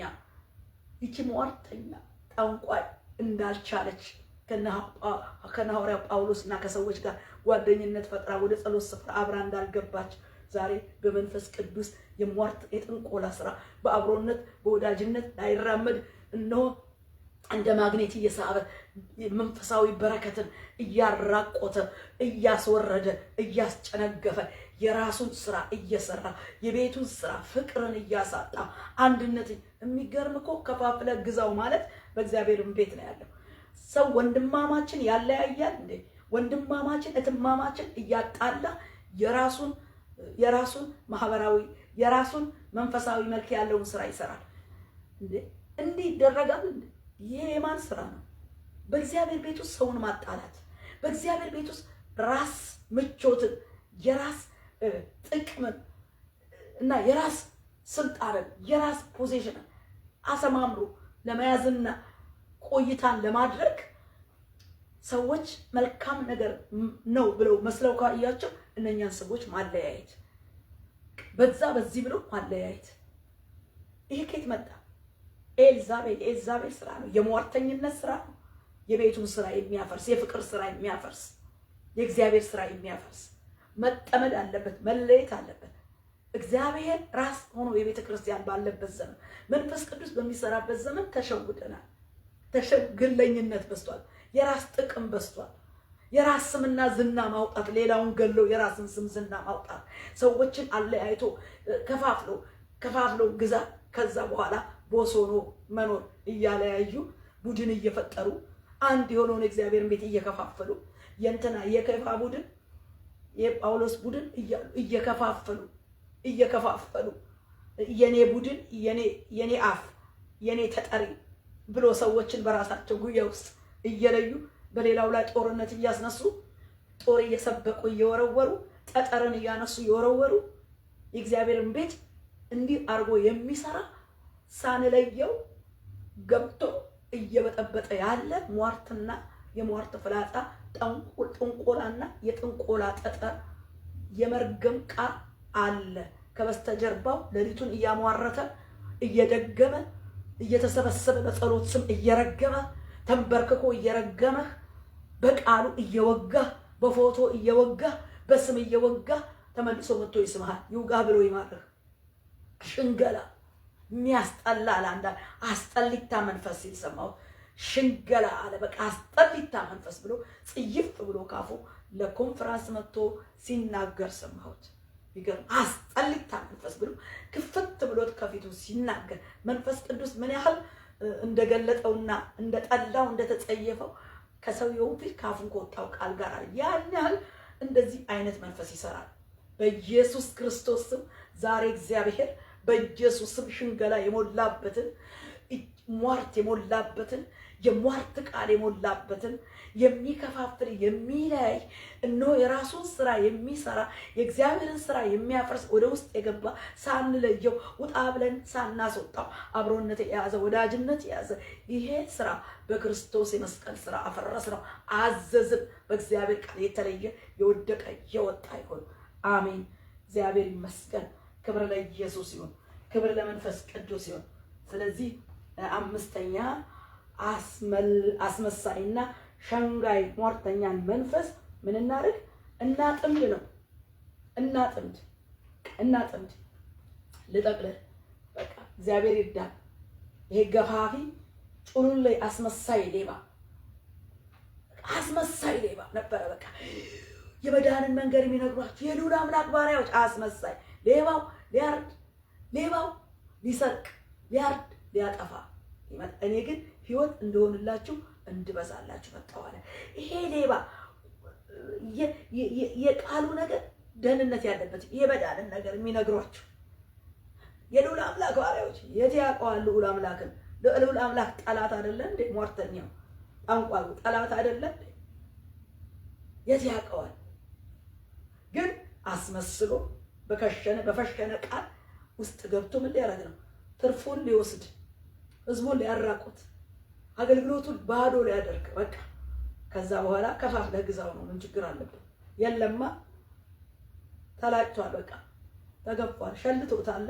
ዋናው ነገር ከሄደ ወርቁ እኮ ሲሄድ ሲማረክ በወርቁ ምትክ የናስና የመዳብ ጋሻ ነው ያቆሙት። የወርቁ ጋሻ ሲወስድ ተመሳስሎ መኖር ይቻላል። እግዚአብሔር ከዚህ ይጠብቃል።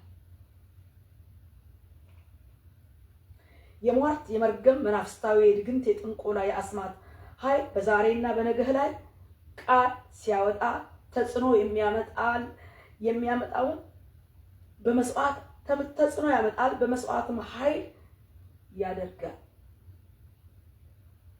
በትውልድ በቤተ ክርስቲያን በተለያየ ነገር ላይ ስለዚህ የሚያሸብር የሚያስፈራራ ስፍራ የሚያስለቅቅ ሞት እንድልህ ተስፋ እንድትቆርጥ የሚያደርግ አጋንንታዊ ተጽዕኖ የሚያደርግ ቃል ነው። የሟርት ቃል፣ የድግምት ቃል። ድምፀ ሟርትን በድምፀ ቃል እግዚአብሔር ሻር ነው። በቃ ፍርሃት ስፍራ የሚያስለቅቀው ሞት የሚያስብለው ውሰደኝ የሚል የእግዚአብሔርን ጥሪ ሳንጨርስ ዓላማ ይዛ ነው እሷ። ነገ ማን ነው? እዩ እንዳይመጣ ነው። ነገ ኤልሳ እንዳይተካ ነው። ዛሬ ላይ ቆማ ኤልያስ ነገ ላይ አጠፋለሁ አለች። እግዚአብሔር ግን ነገሩን ከመስራት አላቋረጠም። ስራውን ጨርሶ ሞት ሳይሆን እግዚአብሔር በእሳት ነጠቀው ኤልያስ በስጋ እንኳን አልሞተም፣ አፈር እንኳን አልበላም። ኤልሳ አጠገቡ ሆኖ በእሳት ሰረገላ መካከል ተነጠቀ። እንደ ሄኖክ ነው የተነጠቀው ኤልያስ። ስራውን ጨርሶ ነው የተነጠቀው። ሞትም እንኳን አልሞተም። እሷ ግን ነገ ትሞታለህ፣ ነገ አጠፋለሁ። አያችሁ፣ የሚያርበደብድ የሚያስፈራራ ስፍራ የሚያስለቅቅ ሞትን የሚያስመኝ እንዲህ አይደለም። ኤልሳም ላይ ዛሬ ብሎ ሲመጣበት የነፍሰ ገዳይ ልጅ በእግዚአብሔር ስም የመጣ እሱንም ደጅ ዝጉበት። ይሄንን አድርግ ምላሽ እንድንሰጥ ድምፅም በድምፀ መለኮት ቃል እንድንሽር ለይተን ጸንተን እንድንቆም እግዚአብሔር ይፈልጋል። ስለዚህ ዛሬ ርዕሴ የሟርት ድምፅ ወይም የሟርት ቃል የሚለውን ነው። አንደኛ ይሄ የሟርት ድምፅ ቃል ምን ብለን እናያየነው? የፍርሃት ተጽዕኖ ያመጣል፣ ስፍራም ያስለቅቃል። እንደ ኤልያስ እንዳየነው ማለት ነው። እግዚአብሔር ግን በዛ ሁኔታ ባሪያዎችን በድካም ደግሞ አንስቶ ዓላማውን ይፈጽማል። በዚህ ውስጥ የምናየው በቃ እንዲህ ሲያደርግ አይተናል። ዛሬ ተነሱ ከድካማችን እንውጣ። የሟርትን ቃል ግን በእግዚአብሔር ቃል እንሻረው። ሁለት ምንድነው ያደረገው? ያለ እግዚአብሔር ጊዜ ሞትን እንድንመኝ ያደርጋል። ምን? የሟርት የንግርት የጨለማው ከጨለማው ዓለም የወጣ በገሃዱ ዓለም በሰው አፍ ሆኖ የወጣ በኤልዛቤል አፍ ሆኖ የወጣ በኤልያስ ላይ ይሄን እንዳደረገው ሁሉ ዛሬም እንዲህ አይነት ስሜቶች ሲመጡብን መንስኤው ምን እንደሆነ ተረድተን እንድንሽረው ቃል እንድናወጣበት እግዚአብሔር ያስተምረናል። ሶስተኛ ኖርማል ያይደለ የዝለት እንቅልፍ ያመጣል፣ የድካም እንቅልፍ ያመጣል። ተጋደመ ክትክታው ስር ተኛ ይላል። ይሄ ሰው አይተነዋል።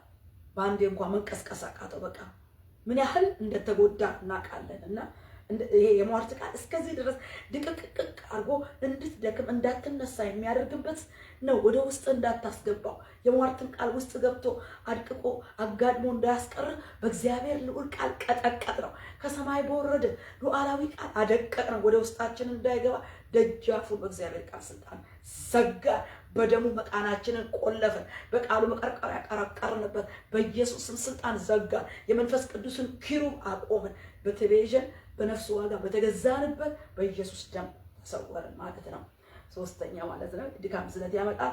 አራተኛ በሟርተኛውና በረጋሚው ቃል ላይ ደጅህን ዝጋ። በቃ ደጅህን ዝጋ። አምስተኛ አስመሳይና ሸንጋይ የሟርተኛን መንፈስና ቃል አጥምድ ነው። በቃ ለይተህ አጥምድ። አስመሳይ ሟርተኛ ሸንጋይ መንፈስ ለይተህ አጥምድ እንጂ ወዳጅነትን ከሱ ጋር አትፍጠር።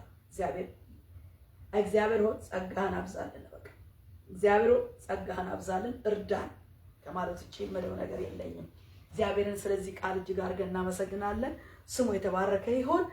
ቸርነህና ምሕረትህ ለዘላለም የበዛ ነውና አባቶ ይሄን ቃልህን ዛሬ በግል የወጣብንን እነሆ እንደ ቤተሰብ፣ እንደ ቤተ ክርስቲያን፣ እንደ አገር፣ እንደ ከተማ፣ እንደ አገር፣ እንደ ዓለም ብሎ በወራት በቀናት በዘመናት ሁሉ ላይ ጠላት አልሞ ነገ ላይ ያንተን አጀንዳ ሳንፈጽም ዛሬ ላይ የወጣብንን ነገው አጀንዳ ላይ አልሞ የወጣብንን ሟርትና ድግምት፣ እርግማንት፣ ጦርና ፍላጻ የሚያደቅቅ የሚያጋድም እግዚአብሔር ዲፕ የሆነ እንቅልፍ እስከሚጥል ድረስ የሚወስድ ይሄንን እግዚአብሔር ሆይ ዛሬ በነገርከን በቀሰቀስከን በገለጥከው አምላክ ስልጣን እያንዳንዳችን ላይ የወጣውን ያንዳንዱ ቤተሰብ ያንዳንዱ አብያተ ክርስቲያናት ቤተክርስቲያናት ላይ በሀገራትም ላይ በዓለማትም ላይ በዘመናት በወራት በቀናትም ላይ በኢየሱስ ክርስቶስ ስም እኛ ያንተ ዘቦች ነን፣ የመንግስት ወኪሎች ነን። እንደ ኤልያስ እንደ ኤልሳ ጌታ ሆይ በኢየሱስ ስም የሟርተኛው የሞራ ገላጩ የሞራ የሙታን ሳቢ የደጋሚ በብዙ መስዋዕት በብዙ ግብር በብዙ ስዕለት በብዙ መስዋዕት ኃይል ያደረገብንን ያወጣብንን እግዚአብሔር ቃል በሰማይና በምድር ፈጣሪ በእግዚአብሔር ቃል ሸረናል። በኢየሱስ ክርስቶስ ደም ጋረድን። በቃል መቀርቀር ያቀረቀርንበት በኢየሱስ ደም ተሸፍነን ለአንተ አደራ ዘመናችንን እነሆ ጤናችንን በጤና ላይ የወጣ ቢሆን በኢኮኖሚ ላይ የወጣ ቢሆን እግዚአብሔር ሆይ በሰላም ላይ የወጣ ቢሆን በቅባት በጸጋ በአገልግሎት ነገ ባለው ባልተወለደ አጀንዳ ላይ ቀድሞ ነው አልሞ የወጣ የትኛውን አይነት ከመናፍስት ዓለም ተከሽኖ ተፈትኖ በስጋ ለባሽ አፍ እነሆ የወጣ ቃል በሕያው አምላክ አፍ በወጣው ቃል ሸረናል። ለዚሁም የአዲስ ኪዳኑን ቅዱስ ደም ይዘን በፊት ቆመናል። በደም የሆነውን በደም ኪዳን በልዩ ልዩ መስዋዕት የሆነውን በአዲስ ኪዳን በክርስቶስ ቅዱስ ደም አርከሰናል። በስምህ አስረናል፣ በቃልህ አስረናል። ራሶቻችንን ላንተ ሰጥተናል። በኢየሱስ ጌታ ድንቅ ስም አሜን። ለምን ይህን ገለጡ ጸለዩ የሚል በቀልተኛ ቁጠኛ የበቀል ሰራዊቶች የበቀል መስዋዕቶች አስቀድመን በቀለኛውንና መስዋዕት ኃይሉን ሰራዊቱን ኃይሉን በቃልህ አሰረን። በኢየሱስ ክርስቶስ ስም ከለከል ነው። በሚከለከል በእግዚአብሔር ክንድ በሰራተኛው ቃልህና መንፈስህ አገድን። በቃልህ ስራት አሰርን፣ በደም ተሸፈንን። በኢየሱስ ክርስቶስ አሜን። እግዚአብሔር ይባርካችሁ ይጠብቃችሁ። ፕሮግራማችንን ጨርሰናል። እግዚአብሔር ይባርካችሁ። አሜን።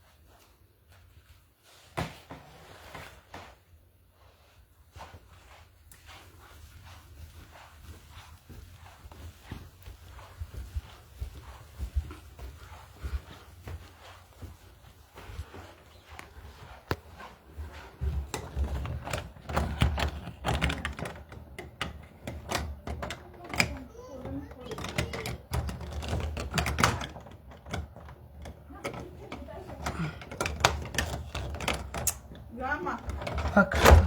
Su da taqol fobasa. Mutun se zara mbele intro. View your viewers Milo. No, you don't have to. Save argue. Already save argue? Save አላረኩት።